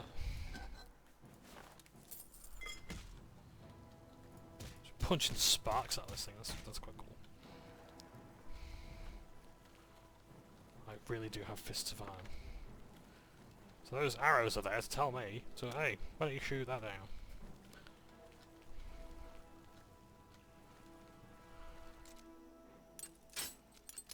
And I will.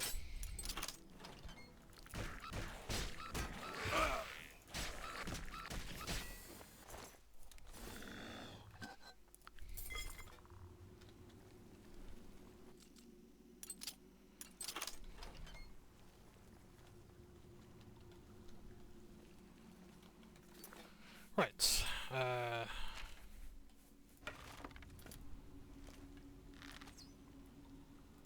I do like how in stealth you have the bow to the side like that. I would purposefully go in stealth just to have my bow like that. I am shit at aiming. You will come to know this. Mind you, I used to love archery builds in Oblivion, still do. I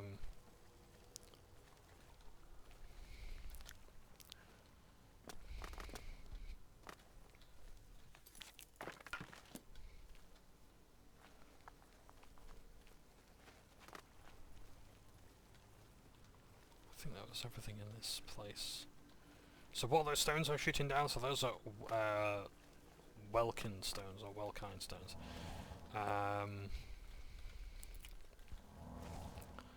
So they can restore your magicka upon being consumed.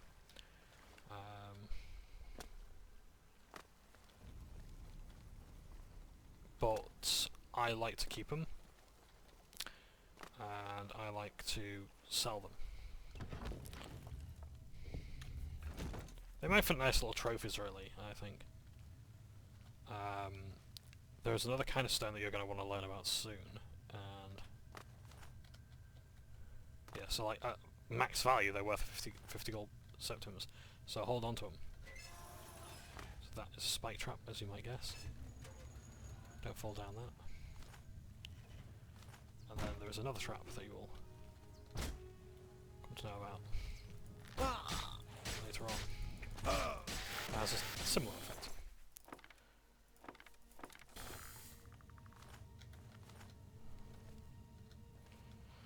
There are other sort of stones as well.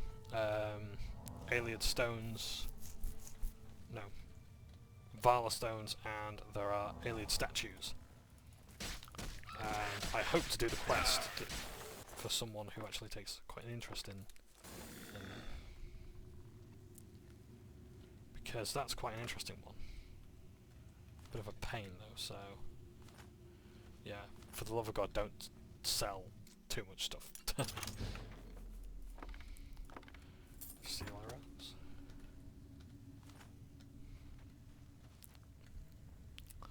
One thing about Oblivion, and I imagine this goes for Skyrim, I never really played Skyrim on higher difficulties, was like in Oblivion it is so incredibly easy to just like have enemies drop the best stuff and like that be it.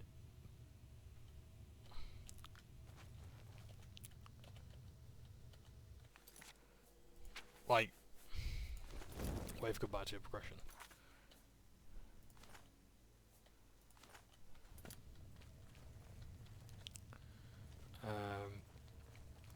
Like, yeah, and that'd be it then.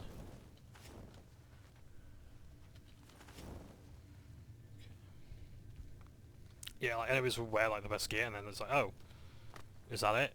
Like, if you're motivated by loot, then you're not gonna have the best time with Oblivion. I guess even like other Elder Scrolls games, like you're there more for the story than anything else. So this,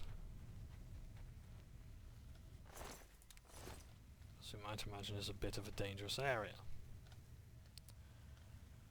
So, that blood. You will come to know the different blood textures in this game. Let's just press a button. We'll do one at a time because hand-to-hand is not very good dealing with multiple opponents at once.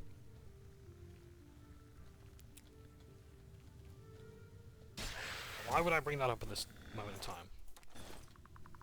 It's because essentially behind each of these doors is a different opponent.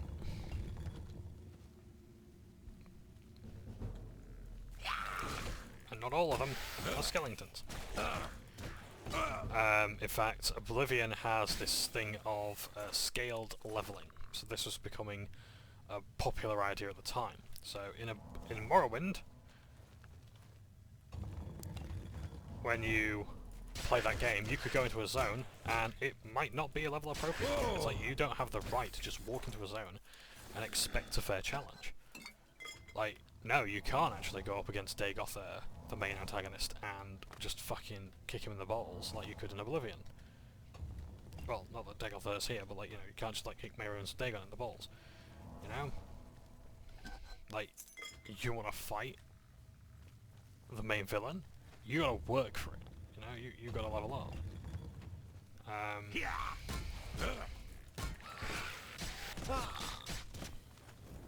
really must have the torch equipped when I do this. Oh, they are all the skeletons. So, whereas in Oblivion, you can go anywhere in the game, and the game will sort of like match your level. So, like, if you're strong enough to take on like Daedroths in the wild, or like landrays, or whatever they're called, it will put you up against them.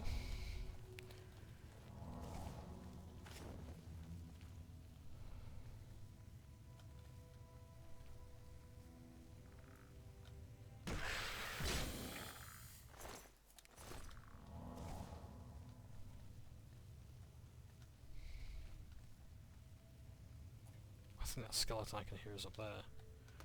I believe the switch for this cage is also up there. Yeah.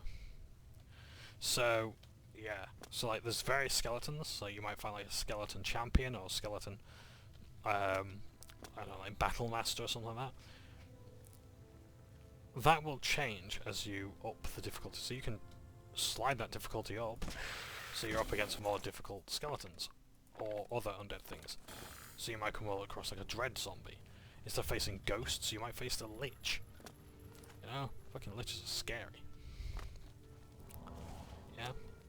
And this became like a prevailing idea in the Elder Scrolls games and indeed other RPGs, wherein actually, like, if a player wants to go somewhere, they should be allowed to go there and face an equal challenge. And like meet enemies on their terms. Rather than say, oh, I'm not high enough level yet to face off with these particular rats. Guess I gotta wait. Alien statue. That is going to be incredibly useful later on for a quest. Those fans are not there for to cool you down, rather they are there to slice you into pieces. Observe.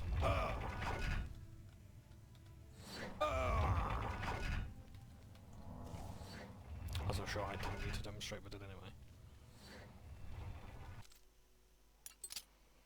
Oh, is this the room I want to be in?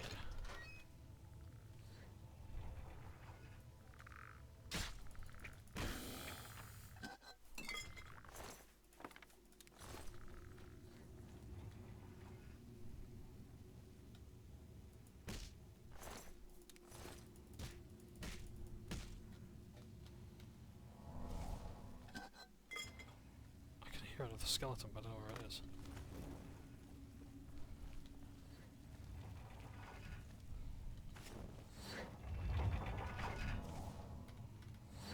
Might as well level up my restoration while we're here. Alteration is another good skill to level up as well, for especially for like a hand-to-hand build, because you get the shield spell, and that just blocks a certain amount of incoming damage. So that means you can rely less on... Hello? Who's there? Armor, because armor affects your ability to cast spells. Oh shit, I'm burdened. That's not good. So burden is a spell which increases, or rather decreases your carrying capacity. No, it increases the weight of the items on your person. Or it feels like you've got like something else that weighs that amount of points. So if they've burdened me for 15 points, that means they put 15 points in my inventory that I can't remove. I have to dispel it. Now I'm over encumbered because I just took his shoes as well. I will let this guy have his shoes back.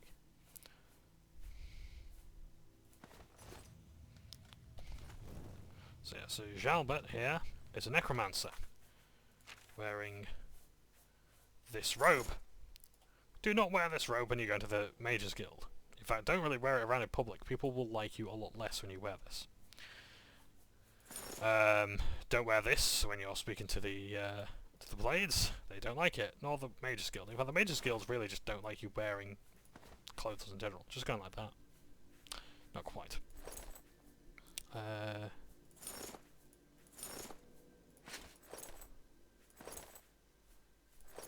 some of the braces on.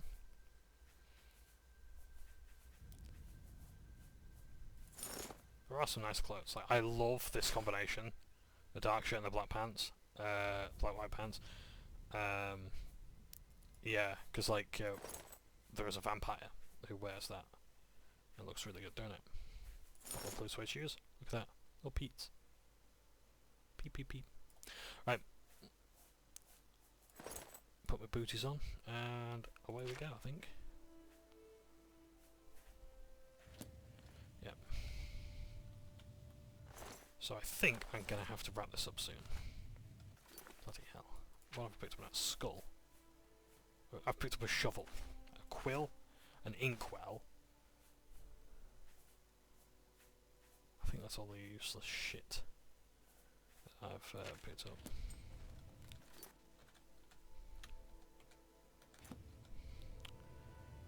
Novice gear. Oh, sepulchre key.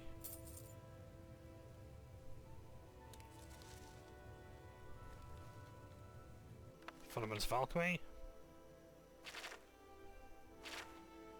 Tells you about how to craft potions. Some of these books have been in other games as well. Luke, my friend, I apologize that I have not written for now, and pray that you worry not.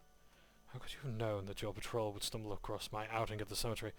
There's no denying my deed. A sack full of limbs and grave soil still fresh on my boots. With your men standing by, what choice was there but pursuit, lest they suspect your own true nature? Truly, I am glad that it was you to expose me, and not another whose spellfire may not have missed my escape so widely. My new haven provides safety and bodies to work on, whether those long dead or hapless bandits. I'll be content here for some time, though I dare not say where. Care for Kesu. Care for Kesu, I think. Kesu, I don't know. Probably someone's name. I know that when the time comes, I shall return to live again in our beloved Daggerfall. Until then, Captain Cardius, remain vigilant and always hidden. Shalbert.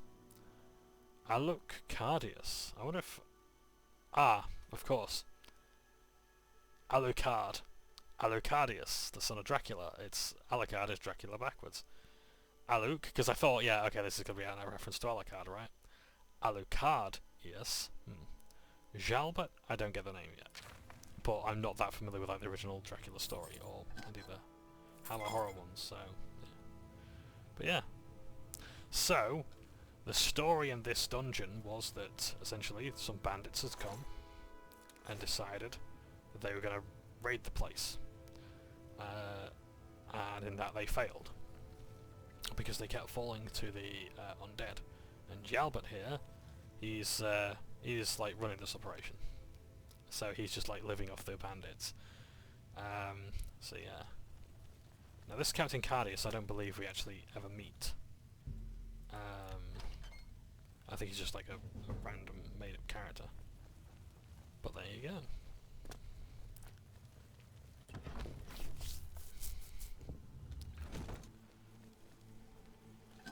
Let's take the loot at the end. There we go.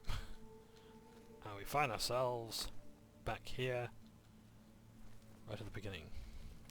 So you will find that in a lot of like Elder Scrolls dungeons, like especially like Oblivion onwards, the dungeon loops around like that. So there you have this particular place, which was Vulverin. A nice starter dungeon, and perhaps even considered a textbook example of Oblivion dungeon design. I'm going to rest up a bit. So, we can decide where the road's going to take us now. So I think what I'm going to do is... I'm over encumbered. I'm going to have to think of... Right, yeah, I've got some loot to offload. So... drink all these potions I've made. There we go. And... I think, let's show off fast roll. Let's go to the market district. Yeah. So this is fast roll. I click on a location on the map and it just takes me here. Ta-da! Me children are starving, please help. Me children will thank you for your help. Thank you, kind sir. The Fighters Guild is recruiting again. Not a bad way to make some money if you've got the stones for it. Thank you, kind sir. He's a fairy tale. The Imperial Voice Watch keeps changing. pretends there is a thief king named the Grey Fox who controls all the thieves in Cyrodiil. Of course, it's all just made up to give them an excuse to keep us down. He's a fairy tale. Of course. Yeah. So notice that's not going grayed out yet. All right. So, we can have a go at the persuasion minigame, which a lot of people like to hate. It's not great, but here goes. So, we're going to judge this person's opinions on admiration, jokes, coercion, and boasts, based on their facial expression. So they like being admired, so we want to get this big slice here in there. So, they hate jokes, so we don't want to do that. They don't take too kindly to being boasted to. Okay. I won't fight you. So, we want to minimise the impact of joking by putting that there. Get away from me. They don't like boasts, I doubt it. but then they love Goodness, admiration. what can so I we're gonna say? do that. I doubt it. You should be ashamed. You win this one. Please, I'm Just keep doing that to embarrassed, build up this but number in the thank you. middle. You should be ashamed.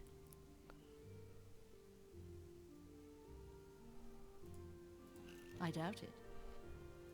You win this. Goodness, what can I say? Just keep doing that. Really, I doubt it. I can't. Get away from me. Then we can bribe them. We aren't. I'm with you. Are you looking for him?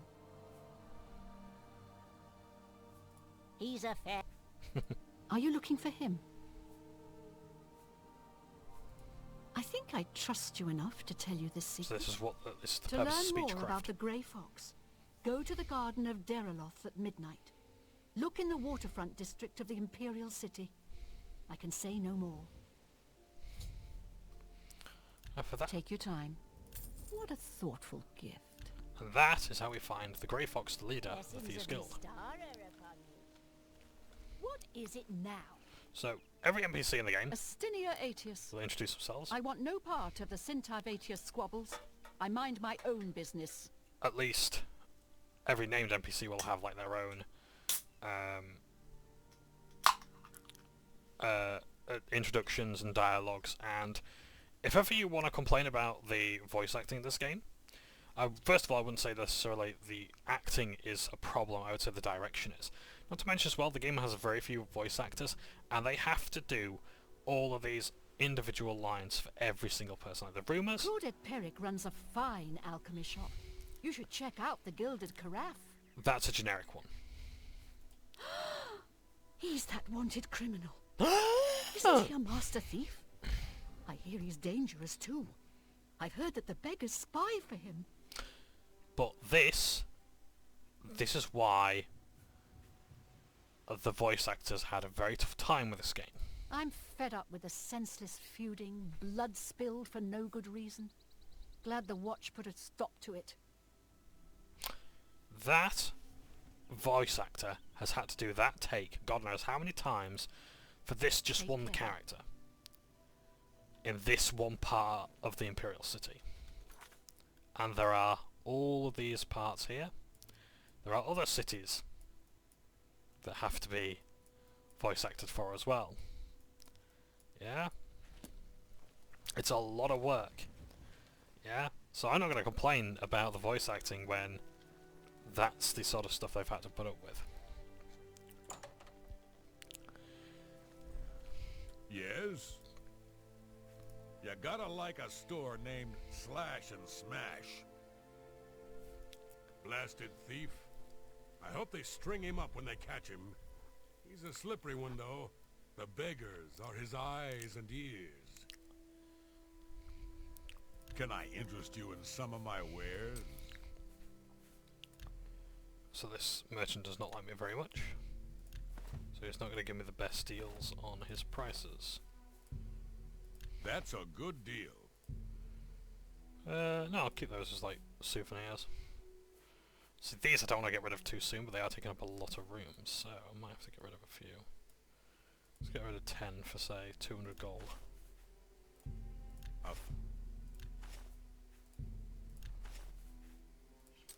See, he doesn't. I don't think he sells anything else, does he? Thank you. You too. See him. Where to now? I need to get rid of some loot. So.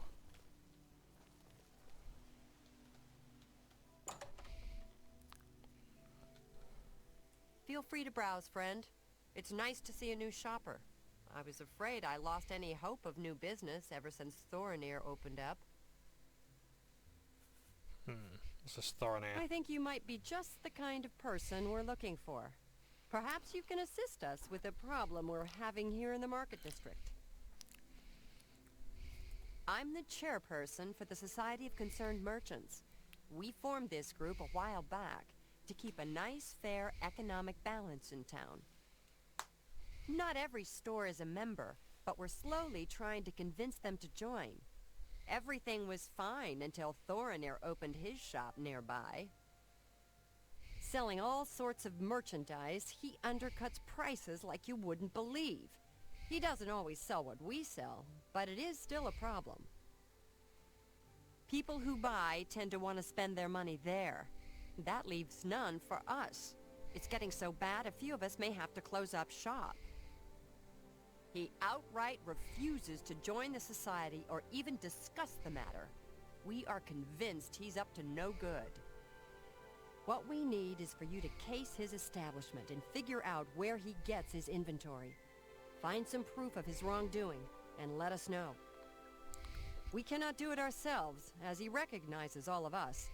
The job pays a fair bounty in gold when he is brought to justice. It couldn't just be that he's, you know, doing fine. His inventory must be stolen. It has to be. He prices less than it costs to make some of those things. Go see for yourself. In fairness, he does actually sell stuff really low. Everyone comes to the big city to buy and sell. Why not? More stores, better selection, better prices. If you're looking for a shield, Stonewall Shields has a fine selection. So, if I were to help Jensine, May I interest you in some of my fine wares? we'd be able to get a discount and, yeah, much better deals. I don't know if I think I'll just stick those steel arrows that I've got there.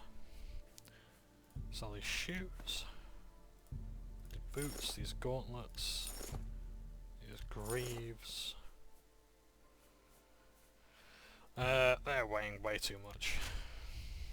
So, sell the booze, because like I don't really. That's more than I would usually pay.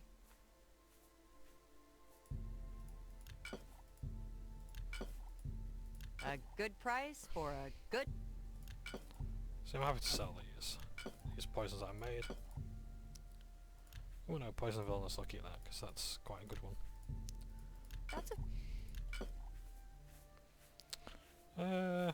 What else? Yeah, I'll sell my old... I'll keep that one actually. You... That... See, all of these I made, so I'm fine with selling them. It's a good money spinner, to be honest. Push on the lights. No, because I've already got the spell. I think that's okay. People don't really buy bone meal, I don't think. Sell that, because I've already learned the spell. Chameleon. Frenzy, I don't need frenzy. You've made a good bit of gold. Okay. Tell your friends... So. Thanks. So, we've had a look at a quest, so I'm going to come back to that quest later, because that one can be a bit of a pain. That's the shop in question there, the copious coin purse.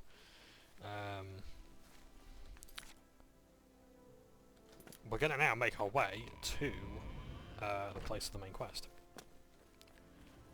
First, we're going to just enjoy the sights and sounds. Again, the sounds of the Morrowind soundtrack, but I don't think they do. So I could fast travel there, or we could have a nice stroll.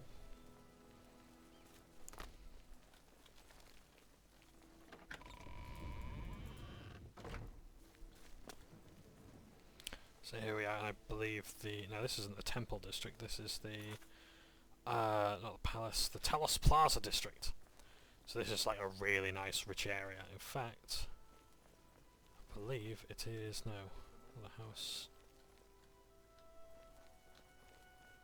It's not, is it? Which house is it?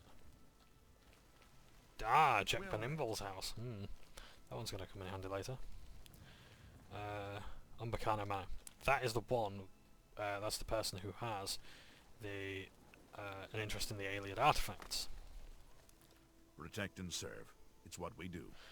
The gentleman who voices the guards is none other than Wes Johnson, who is a fantastic voice actor, and I strongly recommend watching their stuff.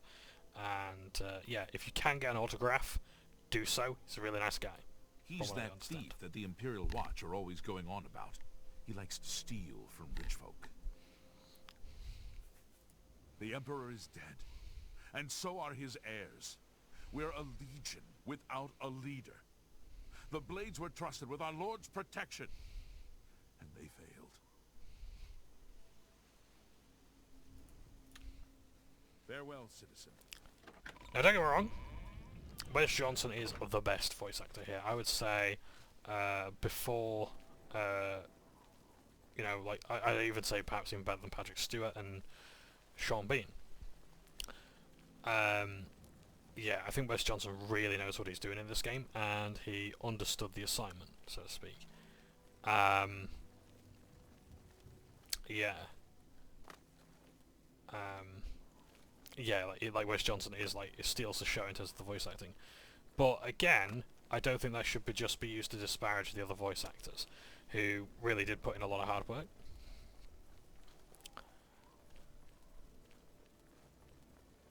Oh, there is an NPC actually here I do want to help out. In fact, there's two NPCs here that wouldn't mind helping out.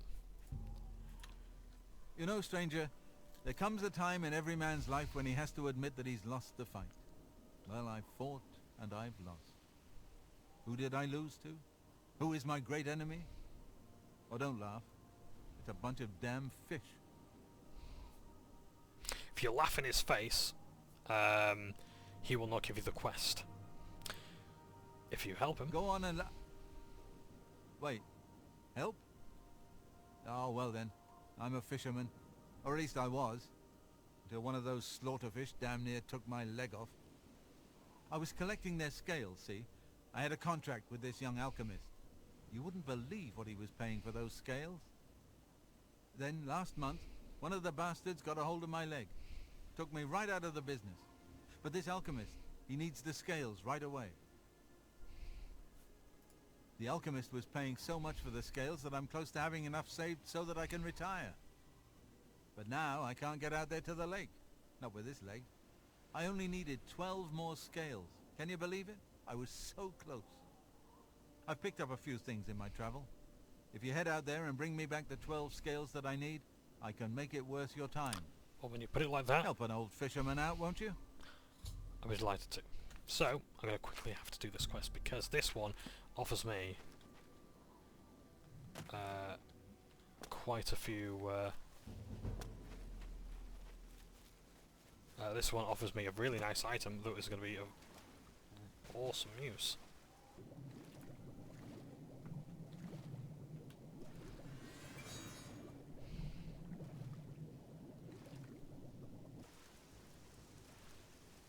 Unfortunately, this one is a bit of a pisser.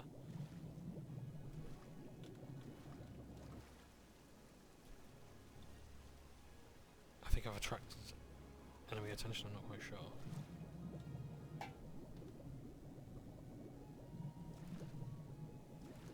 I think this is combat music.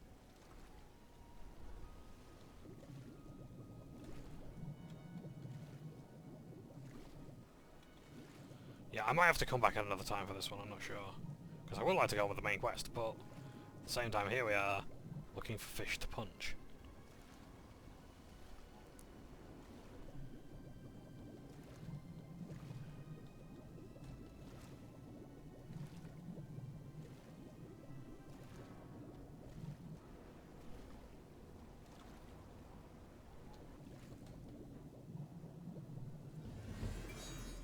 Slaughterfish are normally quick to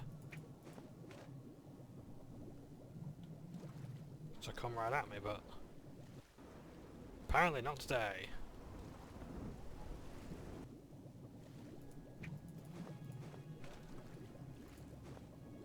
Nope. They're not interested. Never mind. Okay, we're not doing that quest then. We're going to go inside the tavern and have a look there, because there's something in there that I want to talk about as well.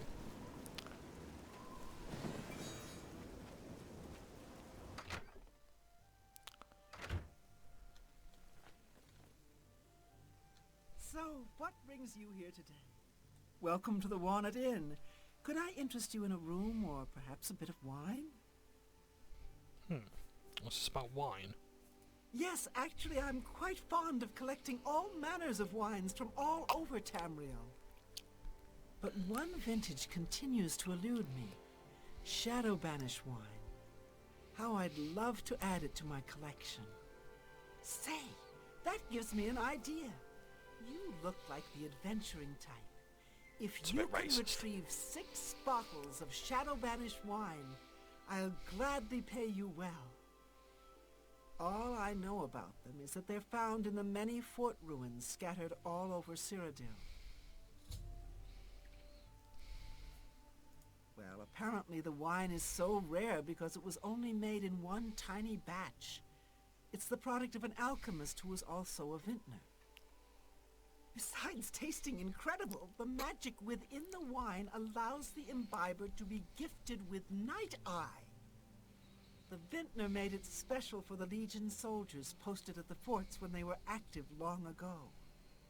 It was perfect for keeping lookouts warm on cold nights and helping them see better in the dark. Clever, eh? So it's allowed them to see in the dark and get pissed up. Everyone's talking about the assassination, of course. Here, take my copy of the new Black Horse Courier. Go ahead, keep it. So what we've just been given there is a copy of On Cyrodiil's the northern newspaper. border is the sparsely populated mountain wilderness called the Valus Mountains. They have an office in... Keep looking for that wine. Farewell. And they have an office in, I think the Market District. In fact, I think we passed it on the way to the Jewelers.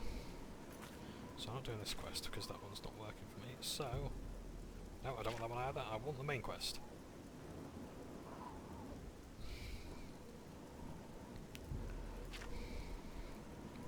So just gotta follow this road up here. So Morrowind, if you wanted to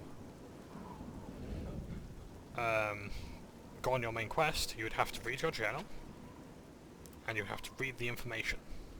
It's like here, it just says, I should take the amulet against Joffrey when on priority at the city of Coral.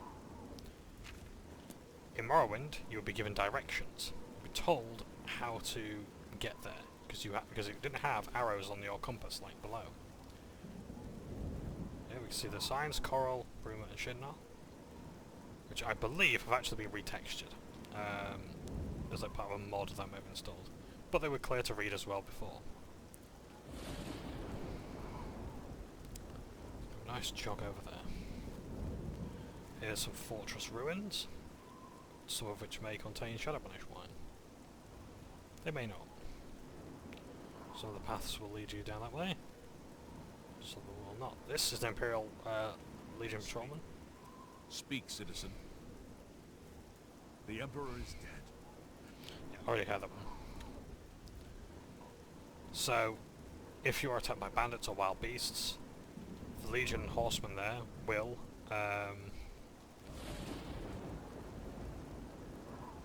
attack enemies. You may also find Imperial Legion huntsmen or marksmen in the wild.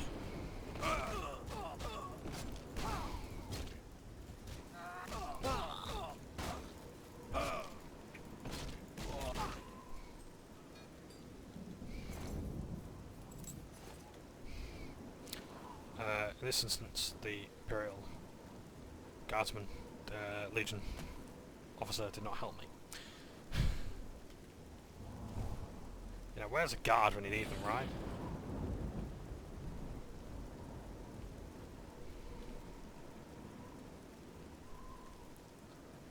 Now I I do like the weather effects in Oblivion.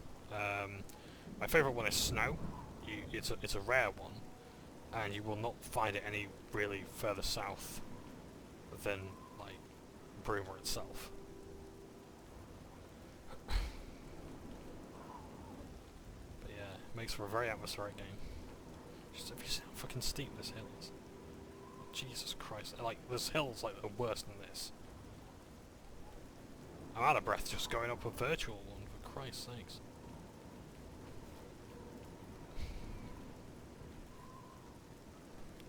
And just because this fort is on the main road doesn't mean it's safe. Something has seen me. Oh, just 1 second. Right, sorry about that. Mild interruption. So, yeah, let's just take some stuff for alchemy. Oh, hang on, I've been punched. I've been bitten.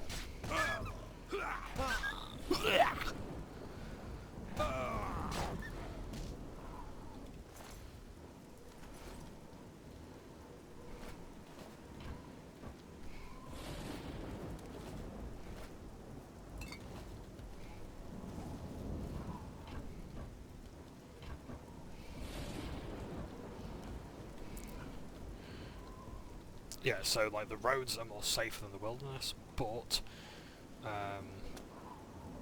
sometimes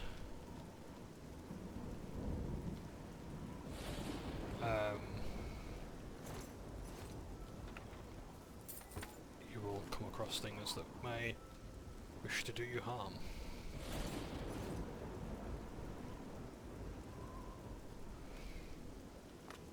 Fortunately, most of those are dead. In this instance.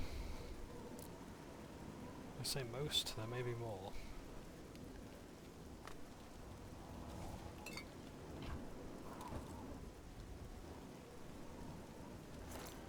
So yeah, I am a compulsive looter, as you've probably guessed by now, but like I'm pretty good at evaluating what is worth taking and what is not. It's when you get to higher levels when loot is so much more valuable. And you then need to start thinking about ways to maximise your haul. So, we could go into Fort Ash here and have a look around, but I would much rather actually make my way to Coral. So, it's in the other direction. But this is a place we can go one day and explore. Because I would like to, while I have the inventory space. But for the time being, we shall go to Wayland Priory, we shall meet Joffrey, and I think around that time we're going to start ending our time in this episode.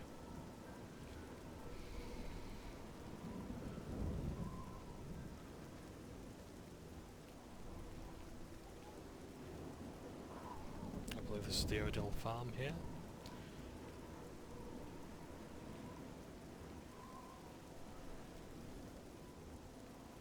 Threats to it, which we'll have to deal with later.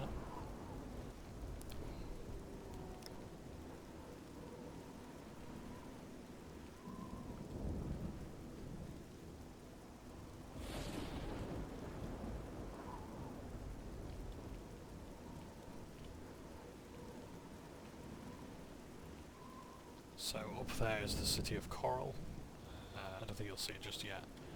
This here is Wayland Priory.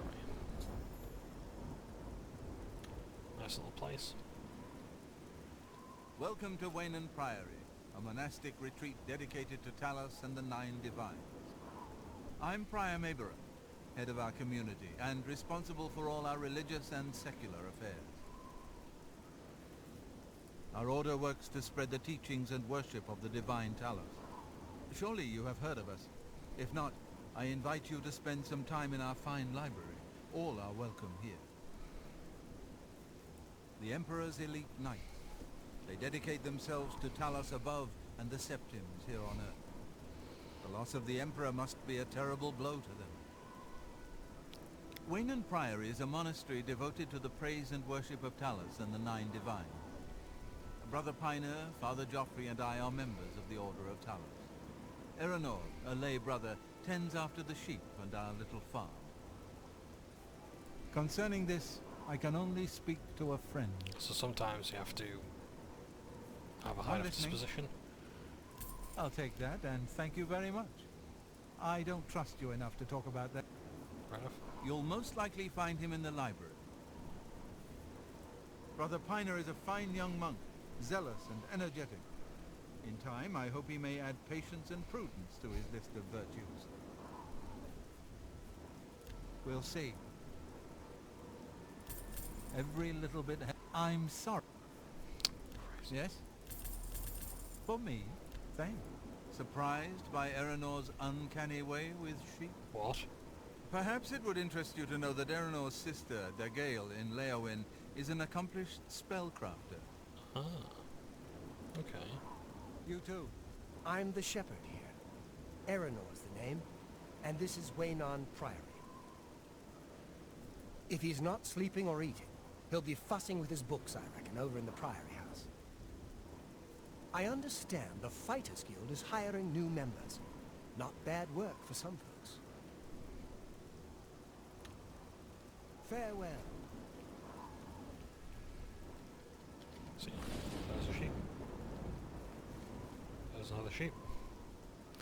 Yeah, and believe it or not, shepherd's pie is indeed something you can buy and eat in this game. It's nice. This horse may well be one of the first horses you get in the game. The paint horse. A reliable enough steed, but there are better ones out there if you choose to ride on horseback. This is a little altar you can pray at and you can get the blessings from it. So you can cleanse diseases, I think poisons? I'm not sure.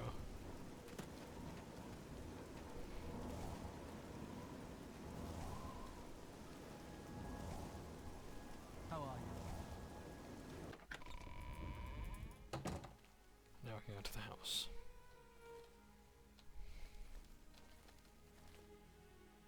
And here is the Black Horse Courier. So the Elder Council are now named as Regents. So it's the Council and the Chancellor who's taking over temporarily while the Empire is sorted out. Welcome, good citizen. I'm Brother Piner, and this is Waynon Priory, a monastery. Can I help you? We are a monastic order devoted to divine Talos, who was the mortal Tiber Septim, the founder of the Empire. Like members of my order, the Blades are devoted to the divine Talos. We honor them for their dedication and devotion. Talos has only very recently been accepted into the pantheon of the 8 divines, or the 8 and 1, or the 9 divines. In Skyrim, the Nords are trying to fight back against the idea that Talos is a god. Talos was is respected by a great many Nords for his feats of strength and courage and devotion to forming the Empire, but he was not really a god in the eyes of the Nords, and who can become a god and who can't is a greater question. But yeah, only recently has Talos been accepted into the pantheon, as there are 8 divines and 8 temples in Daggerfall. I think it was in Morrowind where Talos was first fully accepted as like a god in normal everyday speech. Oh, yes. He'll be in the Priory House somewhere. Goodbye.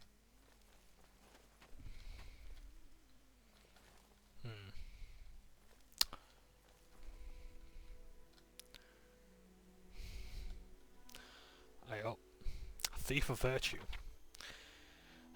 See, everyone goes on about the lusty Argonian maid, and then we get this book.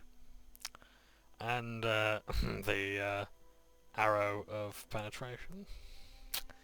Yeah, seriously, read that. It's actually quite a fun read. and I'm not just saying that for, you know. So, this is Joffrey, who's going to be one of the most important characters in the game. He just doesn't know it yet. I'm Brother Joffrey. What do you want? Pardon?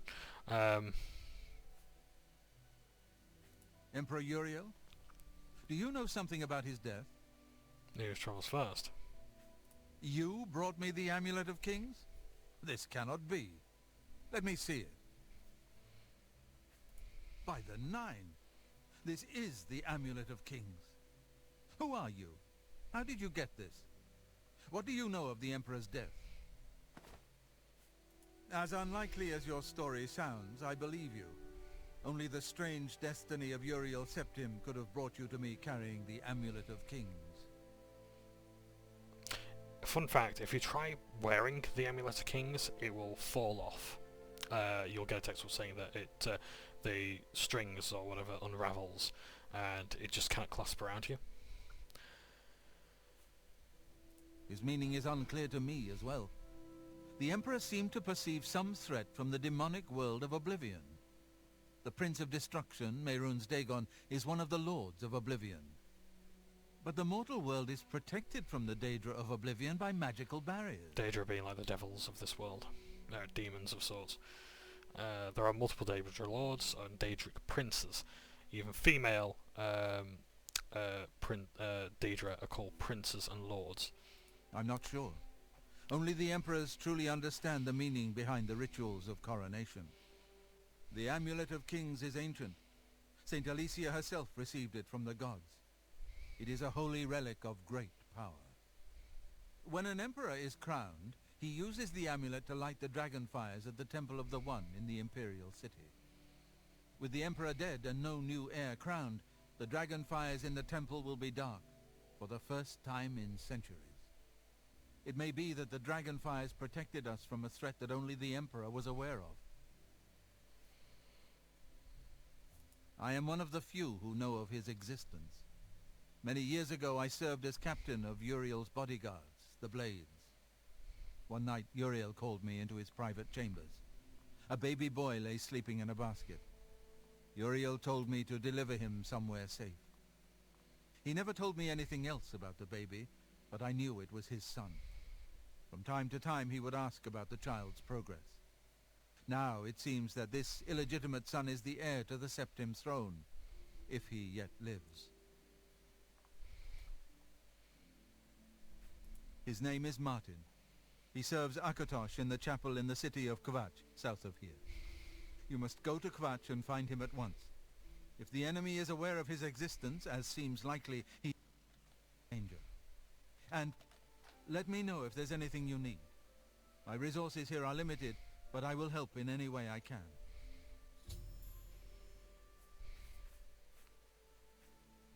So now we can talk about the different things. Let's go through a quick couple more things, and we'll when you return with Martin, we will figure out our next move. One of the youngest blades ever to serve in the Emperor's personal guard. I am glad to hear that he survived, but I fear he will take the Emperor's death particularly hard. Boris will become another favourite. The coronation of each new Emperor is sealed when he uses the Amulet of Kings to light the dragon fires in the Temple of the One. The dragon fires of Akatosh remain lit until the death of the Emperor. His successor then lights them anew upon ascending to the throne. With Emperor Uriel dead and no successor crowned, the Temple of the One will be dark for the first time in centuries. The Elder Council rules in the Emperor's absence by ancient tradition. Chancellor Akato heads the Elder Council and is the closest thing the Empire has to a leader right now. But the Blades answer only to the Emperor, of course. We are not an arm of the government. So in other Elder Scrolls games, there is a fair bit of politicking. So in, I think, Daggerfall, the alliances that the many factions make with one another, I think, are randomized at the beginning of the game, or they change over time, I guess, like in Mount and Blade. In Morrowind, we talk about the Empire's role in the continent of well, in the province of Morrowind. In Skyrim, we hear about how the Empire is basically fought the war against the Altmer, the Altmeri Dominion, and lost, and is now kind of simping for them. And how Skyrim is slowly but surely gaining its independence. So, something that is unfortunately lacking in this game is what people think of the Empire today. Yes, we're in Cyrodiil, the seat of the Empire's governance and control, but no one really seems to talk about the Empire. We know of things like things going on with Red Mountain and Morrowind.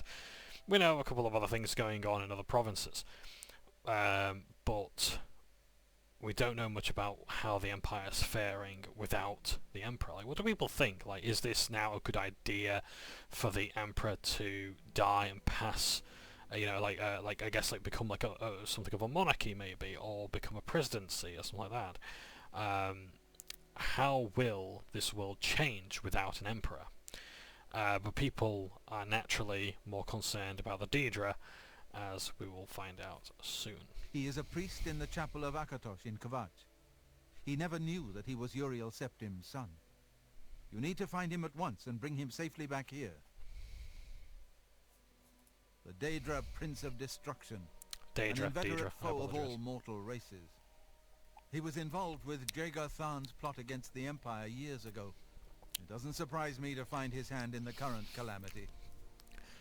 I believe Jaeger Tharn was the main antagonist of the first Elder Scrolls game, Elder Scrolls Arena, or Dagger. No, I don't think it was Daggerfall. I'm fairly certain it was Arena. Yes, Boris told you right. I am the Grand Master of the Blades. We serve the Emperor and the Septim bloodline. Talos is our patron. You wonder to find me here? Discretion is our watchword. Only a few of us have the honor to serve publicly in the Imperial Guard. I'm not going to ask for assistance because I would like to join the Blades. Time. You must find Martin before the enemy does. So, if you wanted to learn more about the Amulet Kings and Saint Alessia, there's a book here to help out. We've also got other books here as well, again including... Yeah, so, we can now march on our merry way to Khajiit, but I think, in fact, it's a long way to Khajiit, so let's fast travel to Horse Whisperer Stables.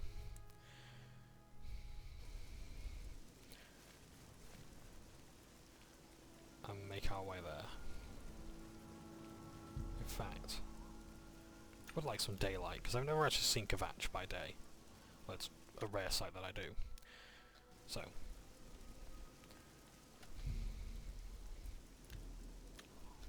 we get some better weather? No, apparently not. We are destined for drizzle. So, we're going to have a wander up there. And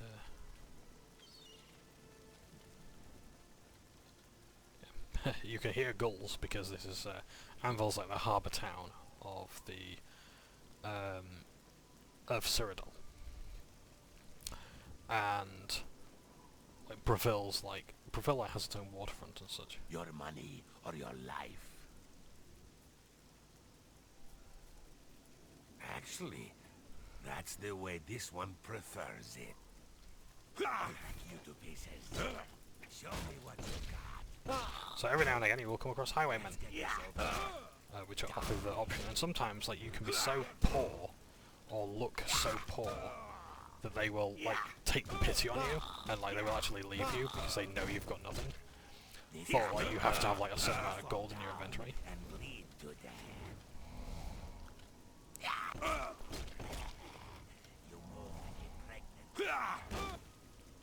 There we go. That's what we're looking for. Oh. Right, once again, my apologies. Let's see if we can get back into this. Right.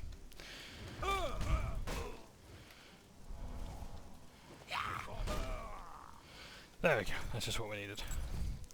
So yeah, highwaymen always Khajiit.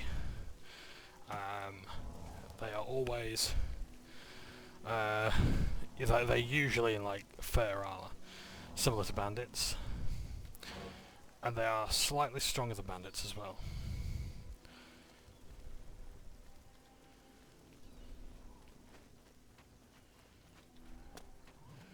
As far as I'm aware, this place will be... No, I think it's somewhere else. Yeah. River crossing is open. I think of another little hut in Anvil that may be locked. So I'm going to try and whiz through this quickly. We might even do some other stuff, but we'll find out. Because I appreciate that I'm running out of time, and I get to play this game again on Friday.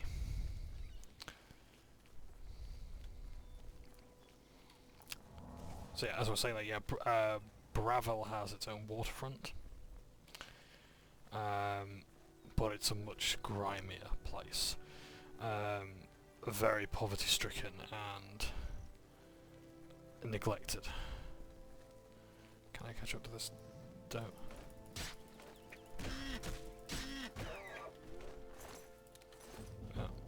Oh, nice. Oh, would you look at that? There's an inn coming up as well. So we can rest here.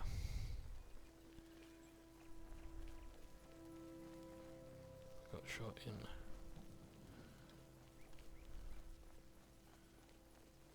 Is this part of a mod? I'm not entirely sure.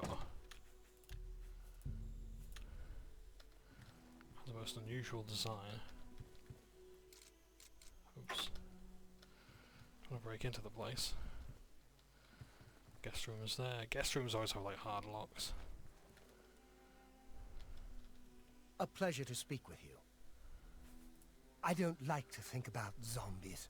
Missing arms, legs, heads. They smell awful, and they're hard to kill. There's much I can show you. Good that you want So I'm going to train. knowledge. I'm willing to teach, if you're willing to learn. My favourite Let's lines. get...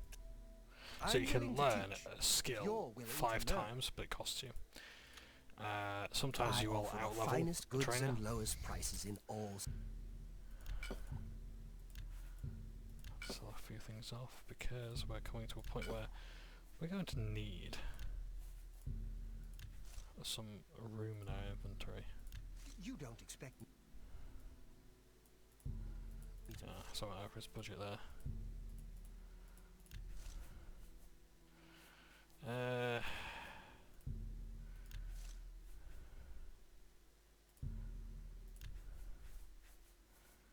think we'll be okay for the time being. Thank you. Aye, but there's a bed free if you need it. It'll be 10 gold for the night. What do you say? Right then. Up the stairs in the back, and it's the last door at the end of the hall. Straight ahead of you after turning that corner. Be seeing you. So is this bed here? Nope, it was not one. Yeah. Let's do it for now. And I'm going to boost my endurance, my speed, and my strength again.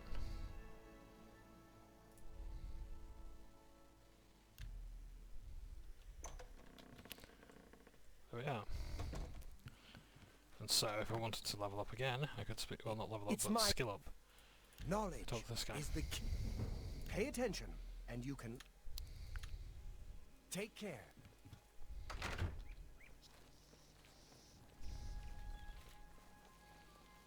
We can now make our way to Kmetch. Which looks like it's seen better days. Let's make our approach. Nice tail physics.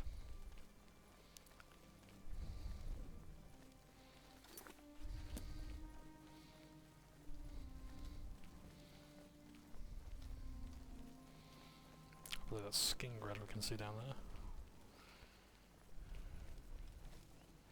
No, Anvil, sorry. Oh. Yeah. So now we'll just fighting wolves, I need timber wolves. Oh, bugger. Well, lethal. Alright, I think that's finished. So what I'm going to do is I'm going to get to Khajiit, and then we're going to call it quits, I think. Because I'm running out of time.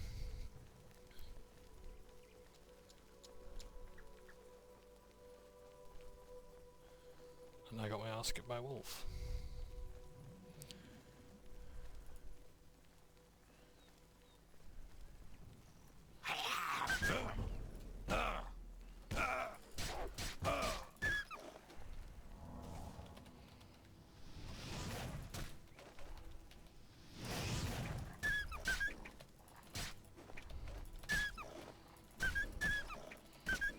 If you ever think Oblivion combat is bad,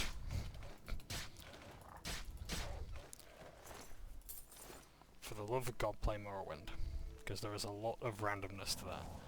Like, you can just keep swinging at the target, and out of those 10 swings, you might only hit once. The maths, I think, adds up, but alas.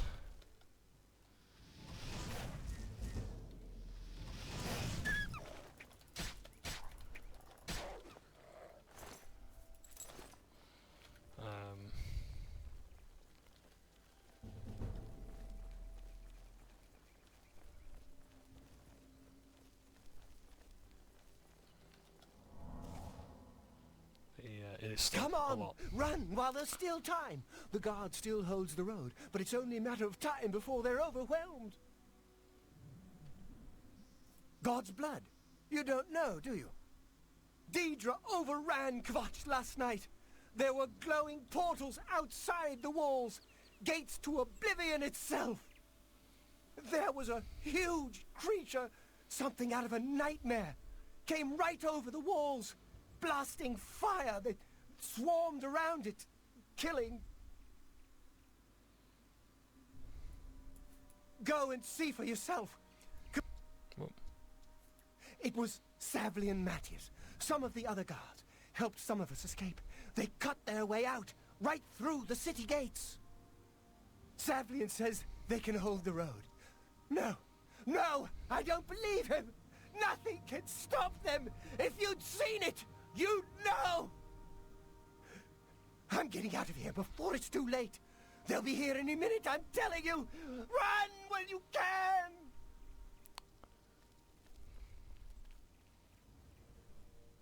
And here he is going to run to Anvil. And you can follow him all the way if you've got the athletics. Smoke and fire, and something worse in the ruins. So this is what's left of the survivors of Khajiit. There. Quickly save. Just talk to some of the people. You picked a bad time to visit Khajiit. Go look for yourself.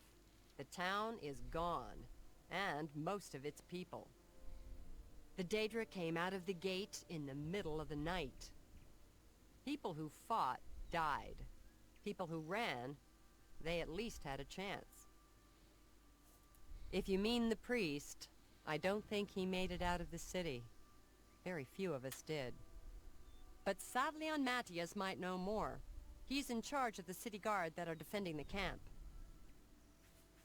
You'll find him at the barricade at the top of the road. He's still trying to hold what's left of the guard together. Farewell. You can talk to the other survivors as well if you so wish. I might do that later. Is this Martin here? Hope is gone. The Imperial line is dead. The Covenant is broken. The enemy has won. Lord Dagon is the enemy. He is the Prince of Destruction, and the Daedra are his servants. The chapel is cast down, and the faithful, my friends, all dead. The enemy has won, and we are destroyed. The Imperial line is dead, and the gods have forsaken us. Where is our blessing? Where is our protection? Where are our gods?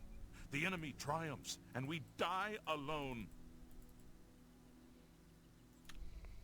Stop talking. gate. The thing you gotta understand Oblivion is that, like, there is a character in this game called Elsie Godhater, and she makes the very fair point that, look, the gods are absent in this game. The 9 divines do not really act in a way that is visible. The other things you can trust are the Arcane and the Daedra. Granted, you can only trust the Daedra to do horrible things, but yeah, this is the Daedra.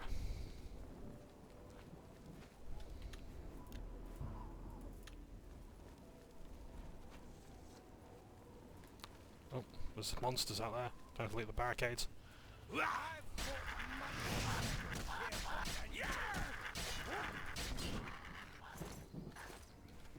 Oh, another one.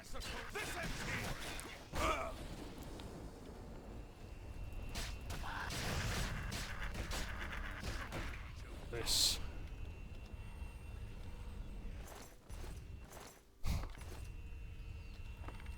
Is the gate to Oblivion.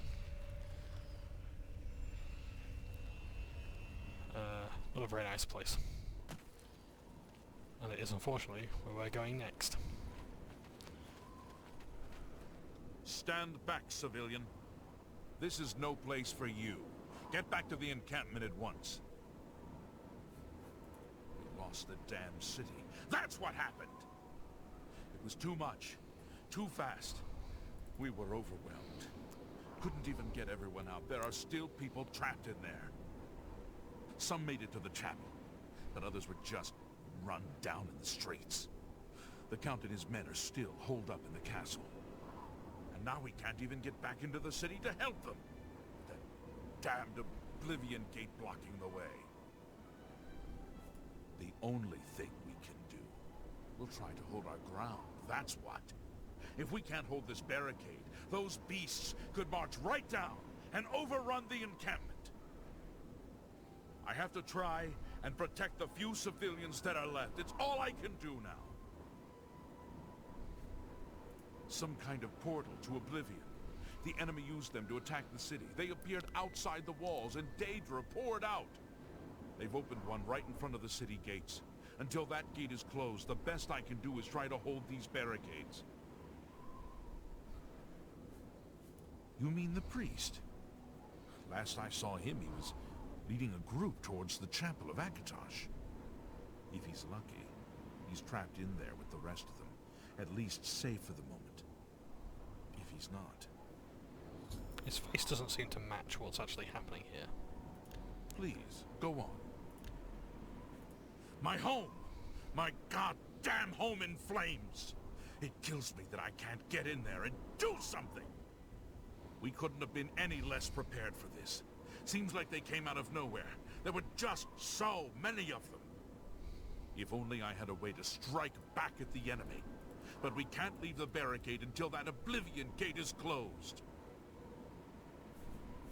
You want to help? You're kidding, right? If you're serious, maybe I can put you to use. It'll likely mean your death, though. Are you sure? I don't know how to close this gate, but it must be possible, because the enemy closed the ones they opened during the initial attack. You can see the marks on the ground where they were. The great gate right in the middle.